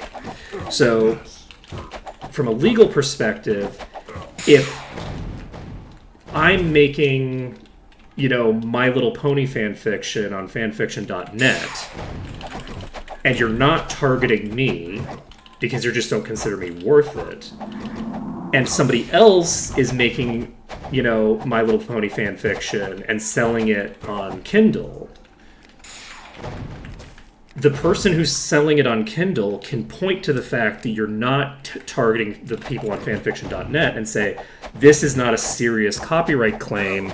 This has been around for the last 3 years, and they've known that it's been around for the last 3 years, which is an important element. They have to be willfully ignoring these things. They can't be just like, they can't just be unaware. Like, you can't say, oh, well, they were unaware. I broke their copyright 3 years ago and they didn't notice. So it's like, it's not fair that they're doing it. No. It has to be that they know about it and they're selectively doing it. So in the case of things that hurt their sales, in order to target the things that hurt their sales, they have to also target the things that don't legally. However, it doesn't matter because in the case of copyright stuff, one side has lawyers and one side doesn't. So it doesn't matter how one-sided, it doesn't matter whether they have a legitimate legal case or not. So the reason that I mention that is that because of that, understanding the perspective of Nintendo as a corporation comes into more clarity, because the perspective that Nintendo has is they want to retain the ability to sue people for breach of copyright, and they legitimately shouldn't be able to if they don't do it with regularity. They have to make a regular attempt to actually protect their thing. But I will also say, with regards to Nintendo is actually kind of just evil, actually. Because once Nintendo realized that they could selectively do takedowns using copyright as a justification for, basically fervently controlling their image, they started extremely aggressively doing so in very targeted and specific manners, right? So, as a random example, if you're playing a Nintendo game and you're playing a modded version of a Nintendo game on stream, they'll get your ass. They'll get your ass with a copyright claim. You didn't make the mod. They're doing a copyright claim on the copyrighted material that's within your video, No match for me. right? They're not doing it based off of the mod itself, but they don't want the association of mods to exist with their platform, so they will fucking snipe you. Which, again, that's not how copyright law is supposed to work. Copyright law is not meant to be about that. That's not what protecting your copyright is, right? Protecting your copyright is not about, being able to selectively snipe Frodo, Sam / fiction on the internet because you don't want people thinking of your hobbits that way. That's not what it's for. It's for preventing someone from printing The Lord of the Rings that isn't you and without your permission.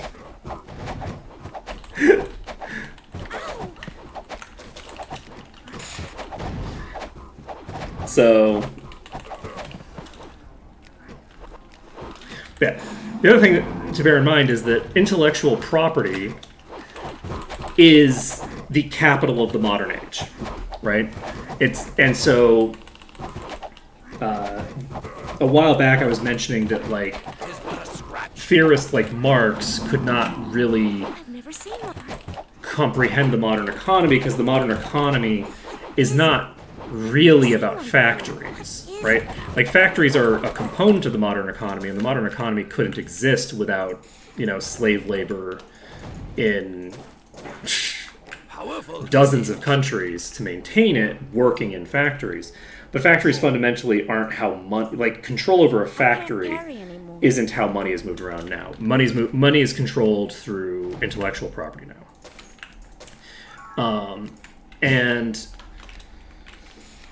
So intellectual property as a concept is something that needs fundamental rethinking if we want to make the world not suck.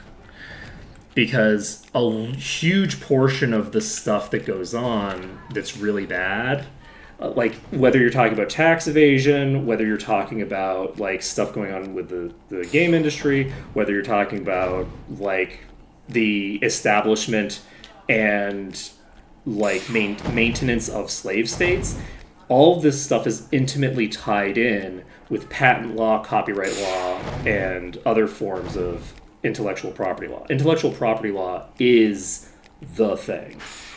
Getting control of a factory to be able to make a thing is actually pretty cheap. There's a lot of places you can get a factory. But if you look at, as an example, the rollout to the vaccines for COVID-19, the way that you had this monopoly form on who can make vaccines was through the fact that if another company, as an example, if a Singaporean company comes out with a vaccine, they're going to get sued by the people who own the current vaccines, and then they have to prove that their new vaccine that they've just made is not like built off of the architecture of the other vaccines. Let's leave it behind. And doing so is not easy because it turns out that judges aren't biologists, and they're not medical professionals. They do not understand medicine. They do not understand any of the shit that goes into this stuff. They're not chemical engineers. They don't know shit. They don't know basic chemistry. And you're trying to convince to a person who doesn't understand basic chemistry that your product is meaningfully distinct from this other thing, and the other group has a shit ton of money, and also the judge is a judge from the country that company is in.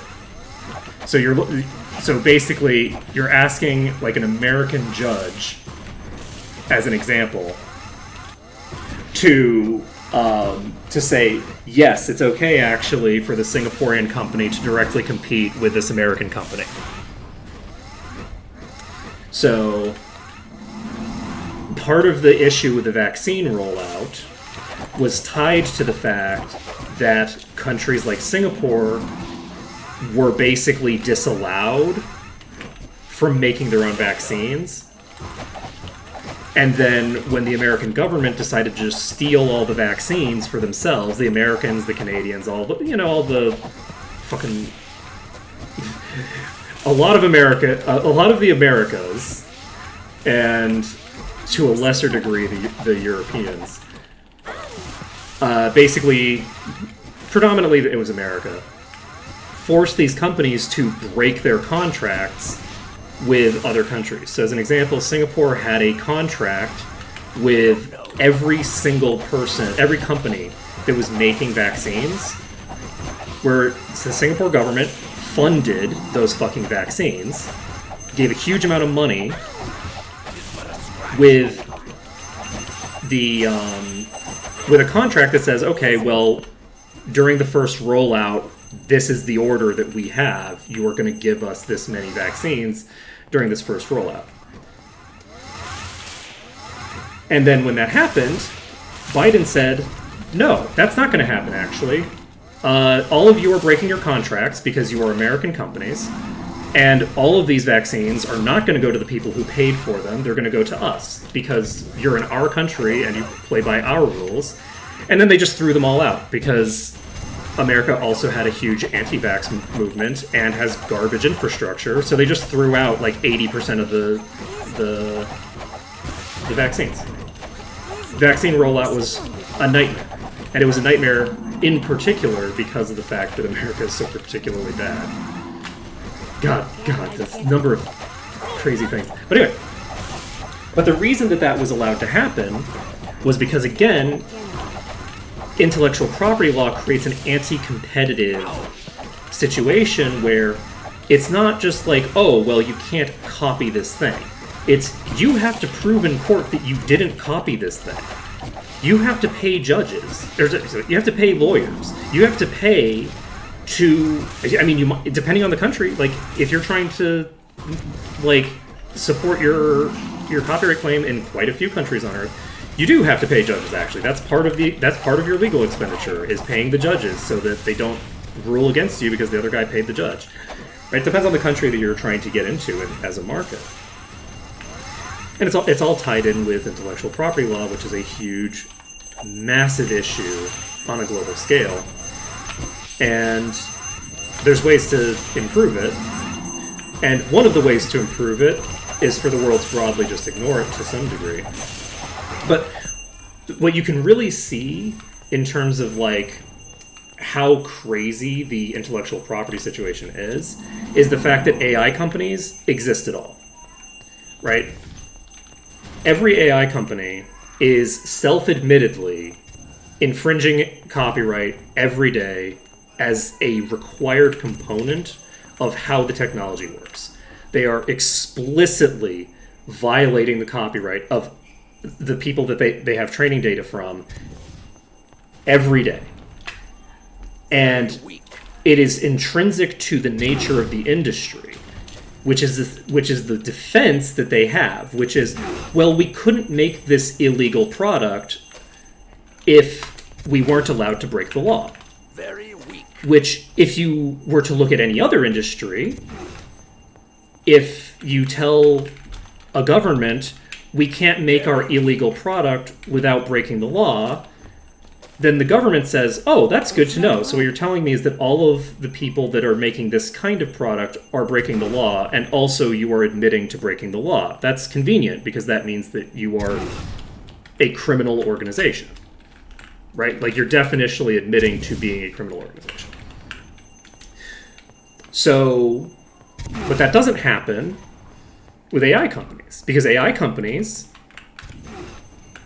are controlled by places like Google and Facebook and all these other huge corporations that have lots of lawyers, and they're stealing from people who don't have as many lawyers, or they're stealing from themselves, right? Like, when Google steals the copyright, the copyright protected materials of YouTubers to feed into its AI stuff, who's the group that would need to sue? It would need to be YouTube, right? YouTube would need to sue, but YouTube's owned by Google. They're not going to sue themselves. I'm going to check for more gods. And that's kind of the issue, is that as you get this consolidation, as this monopolization continues, eventually there's no one to sue for the IP except for individual creators, and individual creators can't defend themselves.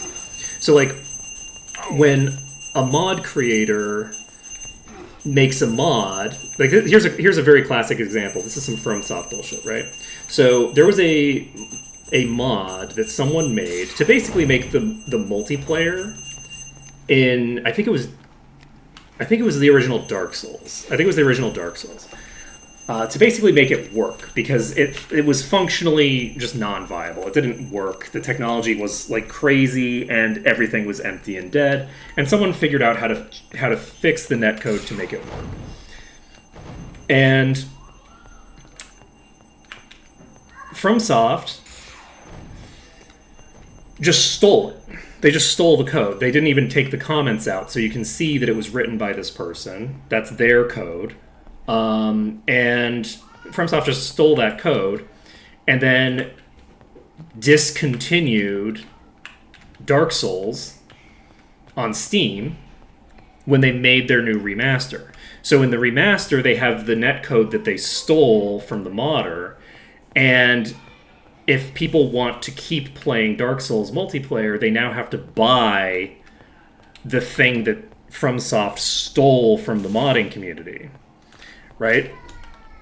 Like they literally just stole it, right? Like, it is copyright infringement to take someone's code for yourself, right? And it's pretty aggressive copyright infringement to then sell that code, right? Which is what they're doing when they're making a remaster. And then in addition, they're making the original authors pay to use their own code now because they functionally deactivated the original game's multiplayer by basically taking it off of Steam, which means that the basic gist is that like the community gets split into different segments because people can't like get the game on Steam anymore, and that like so you have this. It's a whole thing. So that's a thing that happened. Nintendo did the same thing where if you look at the Switch's code, when it emulates like N64 games, guess what? They stole that code from like I don't remember which one it is. They stole it from one of the big emulators, right? Yeah, I look, you get me talking about a thing, I will talk about all sorts of random stuff. I'm happy. I enjoy talking about this kind of stuff. So I'm happy that people are enjoying it because I know sometimes that can be a lot. We're going to put this here because I think that we're probably... Oh, are we... Okay, never mind. I was thinking that we were leaving. We're not, actually. We're still here. Okay, we're going to continue on to Thunderfist, I guess. And let's take a look at what we've picked up. Thunderfist will be less of a problem. It's useless. Okay, need you to get it to a coherent location. Citizen hat. This is perfect. You get me talking about stuff, I'll just keep talking. I mean, it's just about, whatever. Look, I'm just jabbering, like I can be steered by chat, but once I'm on a thing, I'll just keep talking about it until I get steered off of it onto something else, and then I'll just jabber about that until I get distracted. Especially I think when I'm doing something like this, where it's like, once I sort of got into the groove here, there's really not that much thinking that needs to go into it. It's like mostly me just like running around trying not to be killed while I'm, crying a little at, my inability to make sure that I kill literally all of them myself. Oh shit! No, I need to get food actually. Okay, give me a second. I'm going to wait. We're going to put down a beacon over here, and then we will, there.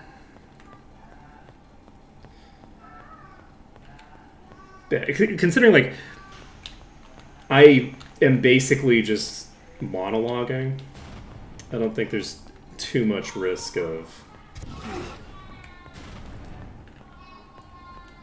the, hogging too much of my attention. Sorry, I was looking at I was hearing the noise that's presumably the dwarves getting hit by that fireball, and I was like, that sounds remarkably like what I would expect a GOG to sound like, but no, I think it's just the dwarves. Okay, so we're gonna make this here. We're going to TP to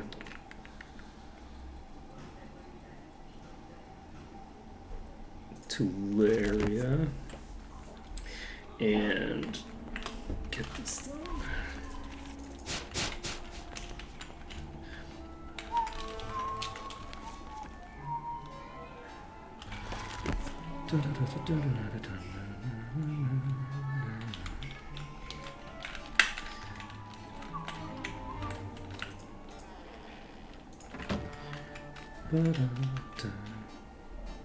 Yeah, ultimately my preference would be for like a coherent copyright system.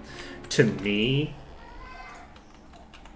would entail a Welcome, travelers. a shift from you can't make this thing to like this person has control of how this can be used to this person has like some degree of monopoly over monetization, right? If we're working within like the context of the world that we have right now, that would be the way that I would want to move things. because it makes it so that the intrinsic thing that people feel, which is to say, if I'm monetizing off of a product, someone has the ability to sue me, right? That is retained, while the system as a whole is actually built toward that being the primary,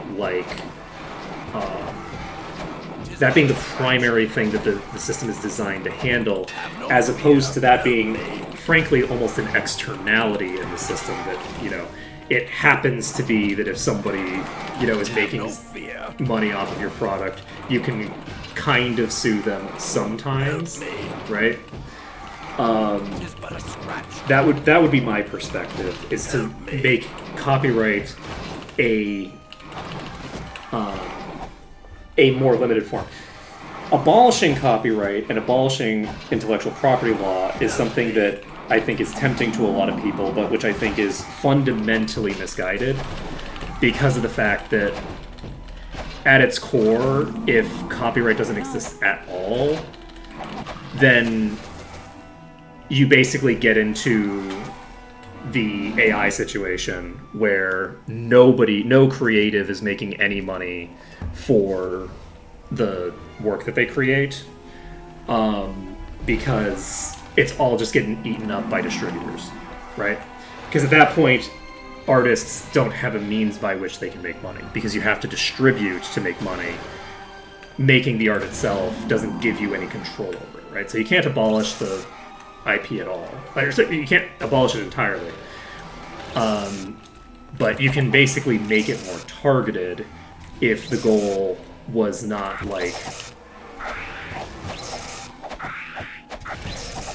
if the goal is to basically allow for people to make cool things and then to profit off of it. And then obviously I would also make it impossible to sell a copyright. Intellectual property shouldn't be sellable. It should be a thing that is tied to the people who created it. And by that I do mean the people, I don't mean the company, I do mean the people. So, if you want to, if you want to fuck around with, with Final Fantasy VII, you have to talk to the people who made Final Fantasy VII. You don't get to just talk to Square Enix. Like the multi, media conglomerate.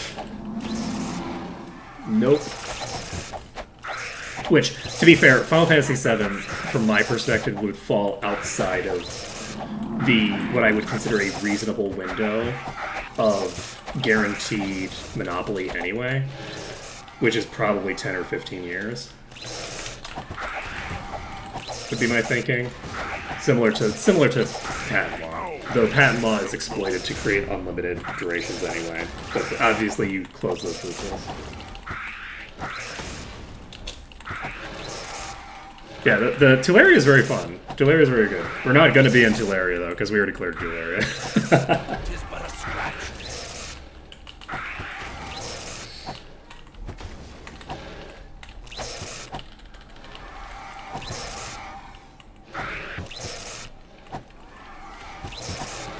Yeah. So the basic gist, to use my own work as an example, my preference would be for some period of years after I created my books, that if someone created a derivative work off of that and started selling it, that I could basically say, this is a derivative work off of my work, you owe me some percentage of it, that kind of stuff would get worked out in the actual creation of these things. And it's complicated because it's like how derivative is the work is a complex question. And you don't want it to be super exploitable. So you could come up with some fairly clear guidelines for that of this has the same characters, this has there's a difference between I took this character from this book and put them in a completely different world versus this is an interesting magic system. I copied a bunch of elements of this magic system versus I copied this world structure but didn't use any of the characters, versus, there's all these different things, and it's all fiddly, and you don't need to answer the questions on how that would work.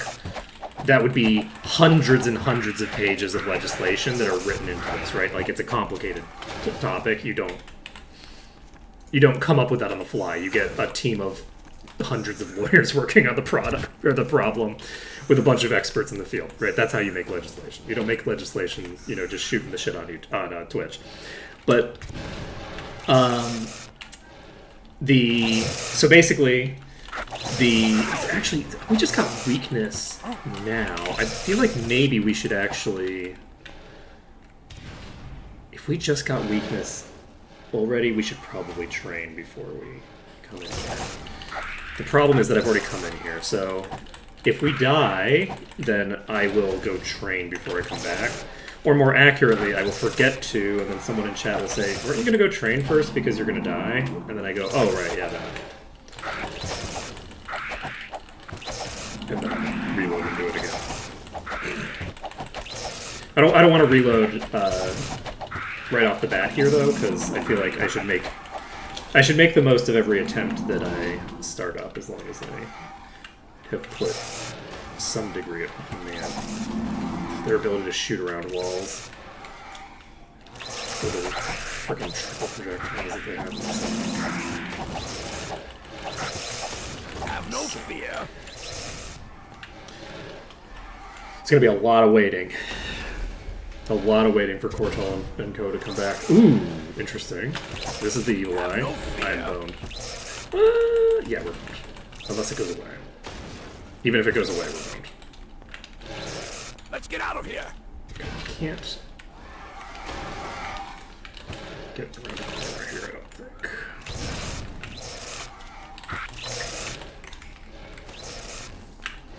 Oh, Cortal's back up. If we can regen back up,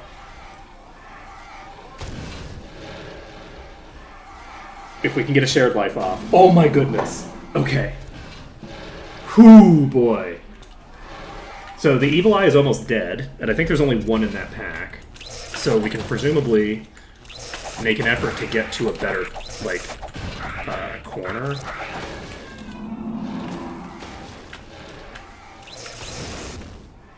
Are there more than one, actually? There might be more than one.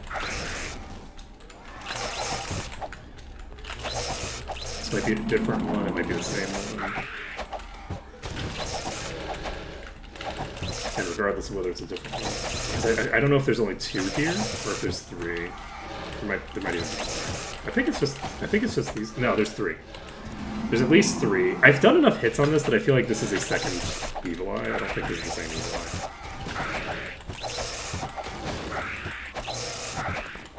That one's toast. There are two here. So we have two sets of evil eyes here. Okay, that one's toast. I'm gonna try burning you down. You're already injured. Okay. And I did not bring very much food either. Oh, shit.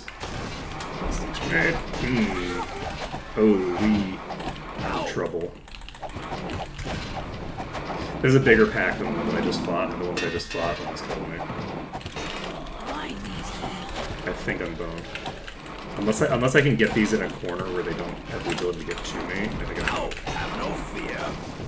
Like, I would have to be able to lock them over on the other side of that, which I cannot. Okay, so this is going to be a little rough. We're gonna use Invis for this, most likely. So I'm just going to load the autosave, and then we are going to train. Right, that's what we need to do? Yeah, we need to go train. So where are we going to pop to? Unfortunately, I did just overwrite the thing. Bracada Desert is an option. Should I just... Oh, right! I was supposed to do a thing, wasn't I? Oh god, I had the quest that I can turn in, right? I'm such a dope. I'm not supposed to be here at all. I'm supposed to be in Bracada. I was talking about it at the end of last stream and then I forgot. Oh no. Oh no! That's okay. It's fine. It's not a big deal. Not a big deal. It's not a big deal. It's a little bit. We were supposed to have done this, which may or may not have actually made it so that we do the other area when we're a little bit higher level anyway. It's fine. Doesn't make a difference. We're fine. So we're gonna go through the Celeste teleporter. And wasn't I intending to do the Halls of Mist before I did? Man, I am dope. Right, because oh wait, no, I can't talk to the advisors yet. I have to do Halls of the Mist before I talk to the advisors, right? So I can't do the advisor quest. Oh, maybe this is actually not going to make that big of a difference.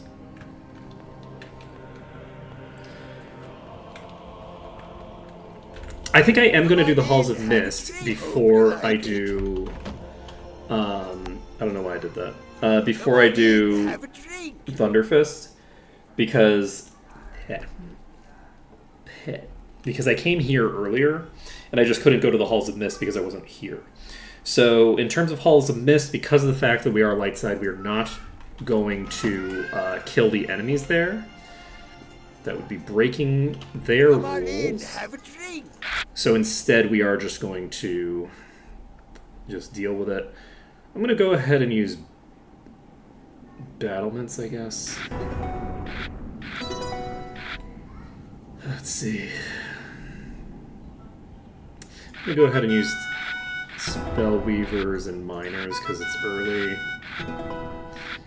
I don't think that we're going to win a resource victory.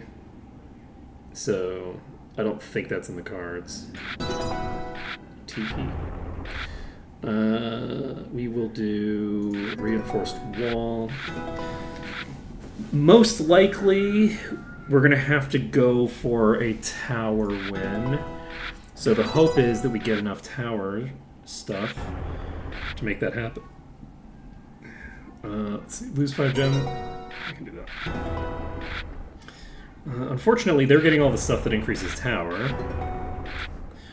So we are getting a bunch of like +1 to all towers and shit like that, which is not super high utility.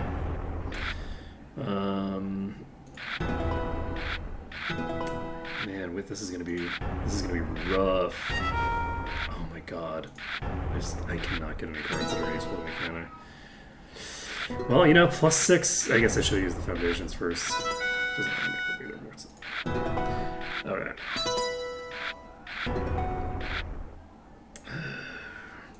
You know, look, if we can get a Blue Eyes White Dragon in play, honestly, that won't do too much for us. It doesn't matter.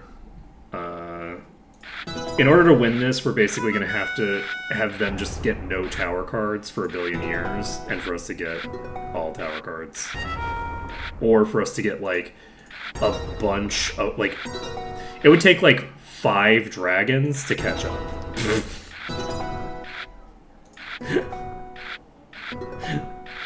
I guess I could get a switch. So getting a switch would help. But we're not winning a resource victory. Resource victory is very hard to win unless you're in a thing that starts with low resources. Because if you have high resources, you can basically just get a... Your tower will always just keep rising over time. I'm just going to use the Dragon Heart because... You know, I could get lucky. But yeah, the beasts are now going to be irrelevant for me completely. Even if I got a switch, I have a 20 wall. So unless they hit me with a dragon and then I get a switch, it's not helpful. I haven't gotten anything. Jesus Christ. Oh, God. It's giving me orcs. +6 wall, that's very useful. Okay, put me out of my misery. Oof. Oof. Come on in, have a drink. Fucking wizards. Always cheating. I'm gonna go with that. The wizards are cheating. Oof. Where Where is the thing? Was it in your inventory somewhere? I just found it on the first try. How am I failing now? Okay, there it is. Come on in, have it.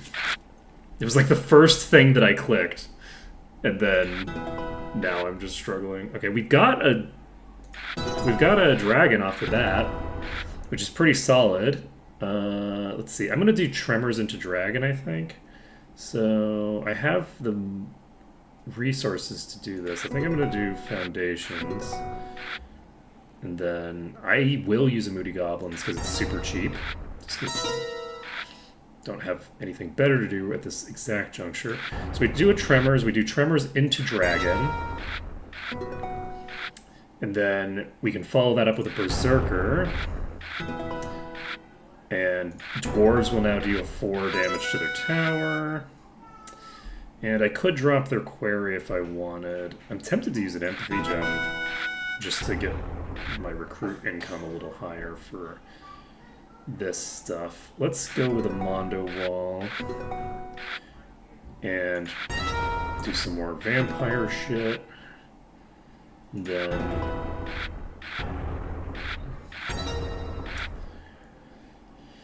I'm not going to use the Dragon's Heart. We can tag this, and I think I'm going to drop the Collapse. I don't think I need it for right now. And I'm going to use a Rock Launcher to just pound into their tower. Okay, I can lose 10 bricks if I really feel like it. Might as well. Okay, we got a 1 tower damage. Is that fair? I probably should have kept that tower damage thing. Is my magic higher? It's not, but I'm hitting directly into their tower right now, so I might as well. Let's see here. Phase Jewel. It's funny how ridiculously hard it is to do any meaningful tower damage. You can see that, like, I started with a vampire and a dragon in my hand, and they're at 40 tower right now, after I've just been pounding into them. It's real hard to burn down the tower.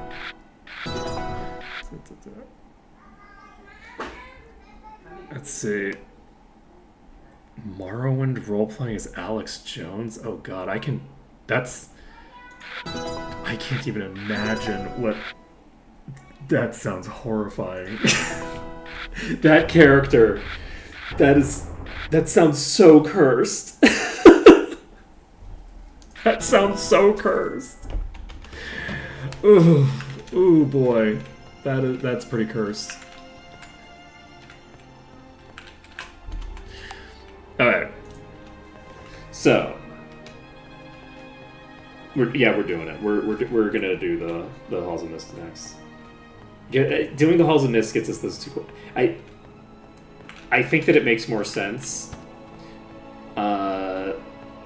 within the context of how this run is supposed to be playing out. I think that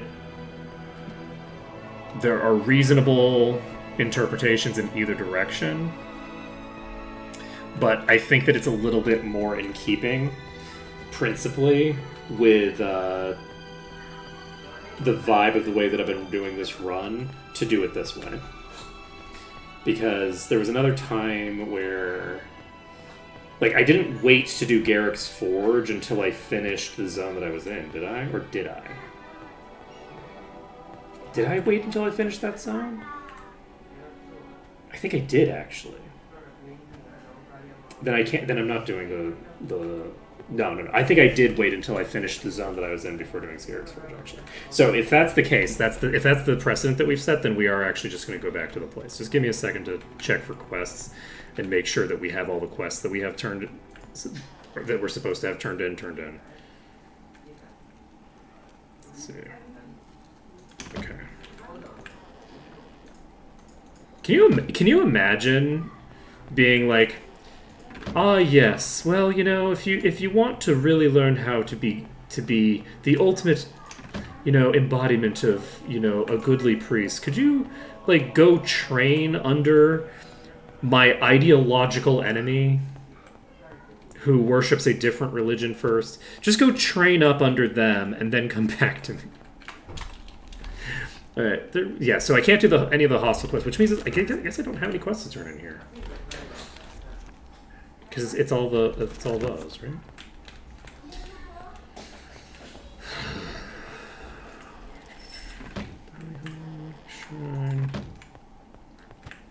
Alright, so yeah, I didn't miss out as much as I thought I did. We're fine. We're gonna go to the thing. We will continue on to. Wait, nope. We're supposed to train. That's what we came here for. So we're gonna train to reset our death timer. God, can you imagine if I'd gone back there and not done that? Of course, you can imagine that. That's 100% a thing that I've done in the past and will continue to do in the future. Oh wow, I love that this is 2 o'clock in the morning here.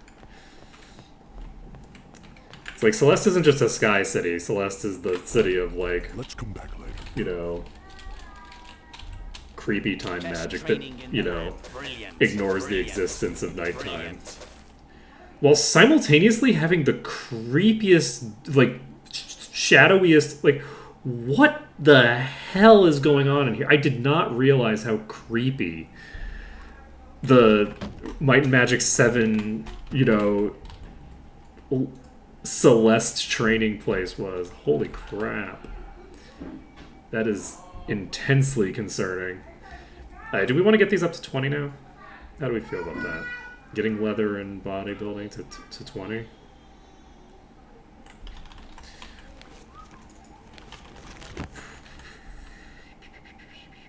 Maybe. I think we should. We're pretty squishy right now. Let's do it.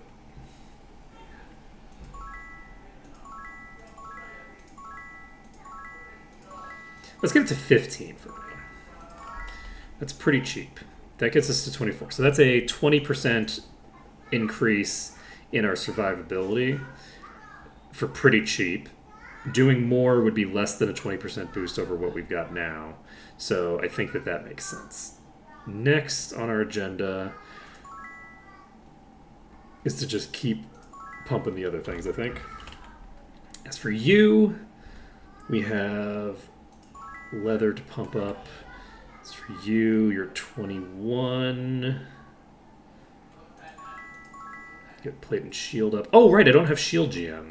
I don't remember where that was. That would be useful to have.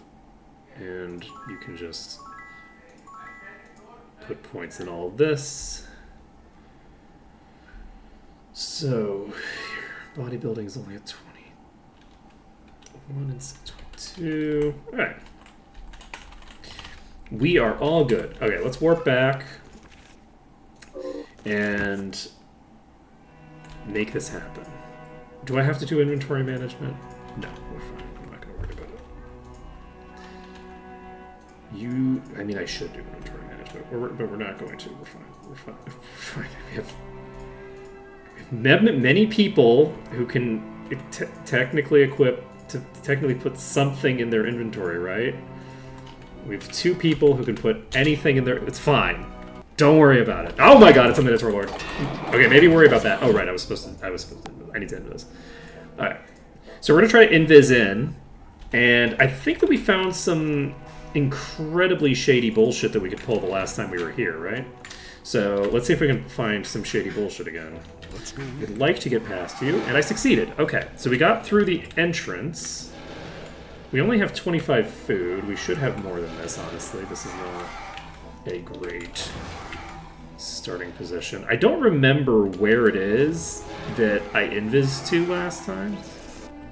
There was some cool shit I did with the bridge, but I don't remember how much clearance I needed to do before I got to the bridge. Oops. Okay. You know what? Nah, we don't need to reload. We're fine. We're gonna get to the bridge and it's gonna be great. We didn't get to the bridge. I don't even know if I was heading to the bridge, honestly. Okay. Looks like this one's alright. Alright, we're fine. This is probably a faster route, but this does involve going through a very tight corner here. Yeah, that let's see. You know what? That might work. There's a really tight corner on the other end of that, I think. So It's a little dark. it's possible that I can make that work. If I can get through. You know what? How dare you? Oh, shit. It's fine. It's fine. Wait, is there another path right here? No. Okay. This is the room that I'm looking to use. We pop over here. There's some of these here. Oh, you're on my way. So that... So the top tiers are not getting through to me here. I don't think. I don't think that the top tiers can get on the bridge. The bottom tiers definitely can. And I think it's possible, though, that from the other direction they can't. So give me a second to try to get through here again. Wait, what? Oh, that was interesting. I don't know why that one... It looked like that one had aggroed before any of the other ones did. I didn't see when my invis dropped, but... I'm not getting through it. Okay, so we're gonna go a different route.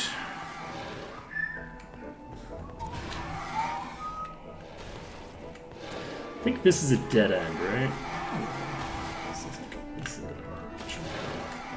I think this leads to a nice tunnel that will just kill me. Yeah, nothing I can do here. What level is this stuff? Let's fight. That's level 156. This shouldn't be a problem. This is level 166. Oh, I can just walk under it. That's convenient.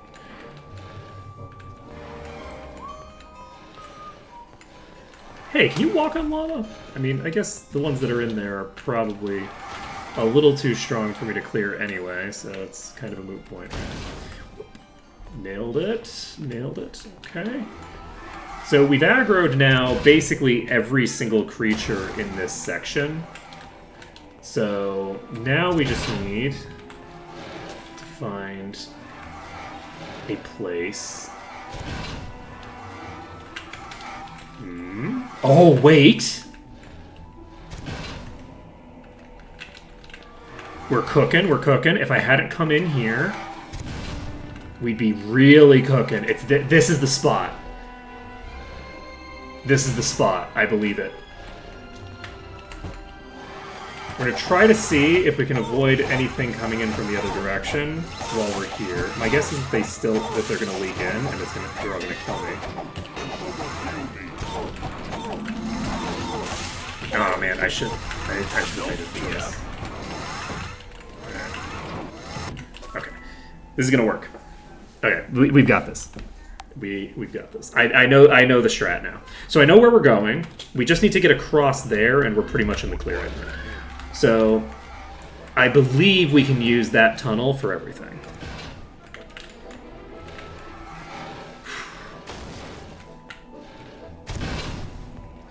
Nice. Commissions are great. It's very cool being able to commission stuff from an artist. Okay, so we're going to stand right here.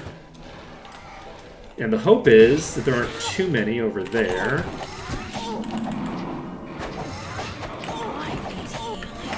And unfortunately, I think that we've actually aggroed.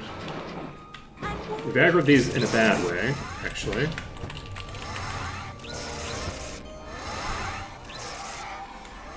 I think I'm boned.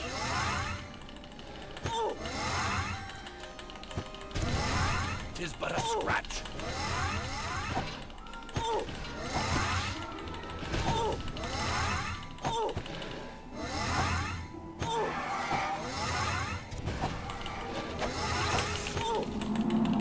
Okay, there's something shooting at me over behind me. We're going to completely ignore it because if we don't look at it, it can't hurt us, right?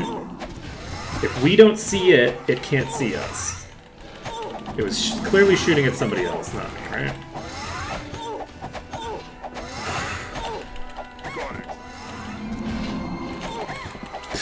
Exactly. Perfectly balanced. That is a concern. Luckily, I don't think the Minotaur Lords can get in here, like, at all. I don't think the top tier Minotaurs can get through that gap. This is going to be a trend of trying to track down the locations that the top tier Minotaurs simply can't get into at all. We know that a lot of the enemies there can leak in here. We saw it the previous time. I didn't see a top tier Minotaur get in, but the reason that I'm being very careful with my positioning here is that at some point... Oh my goodness. Well, that looks beautiful. There we go. So we're leaking in some of the low tiers. Goal here. That's a very big concern. Why are you in range to hit me from here? Who's hitting me? Oh, you're hitting me! Oh my god, I'm an idiot. I was thinking I was taking hits from the ones outside, so I was manipulating my position with that in mind. Oh my god, I thought that I'd killed all of these. Oh my god, if I die here, it's gonna be so embarrassing. That would be so embarrassing. Okay. We're fine. Okay, we're fine. It's all good. Indeed. Let's see. Also, happy birthday. I'm now picking up context clues.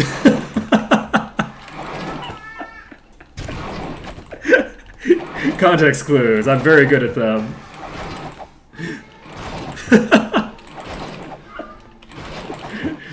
It's so... Look, you know, sometimes in life, people put down a lot of context clues that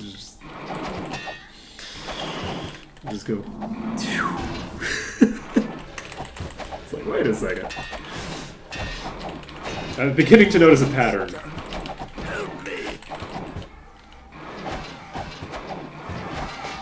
I need healing. Okay. If we can take out this pair of headsmen, we're going to be in an okay position, I think. We unfortunately got these pulled in a very bad way that we don't like No at fear. all.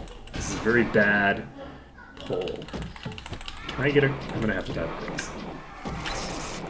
And hope. Help me. I have terrible news. Hoping did not fix the problem. Have no fear. Okay, I will have no fear. I have no fear. Fear is the mind killer, etc., etc. Okay, so we have proof of concept there. That will work. It's just that we're pretty weak, so it's gonna be hard to do, and we can't afford to fuck anything up. We just fucked up the corner usage there, and got two of the highest things that I think we can get in that corner hitting us at the same time. But I think that we'll be able to make this work. I remember using this place, like this little corner here, to good effect. We didn't aggro anything on the interior this time, so let's go ahead and try to see if we can do something with this. I feel like the answer is no, right? Yeah, the answer to this is no.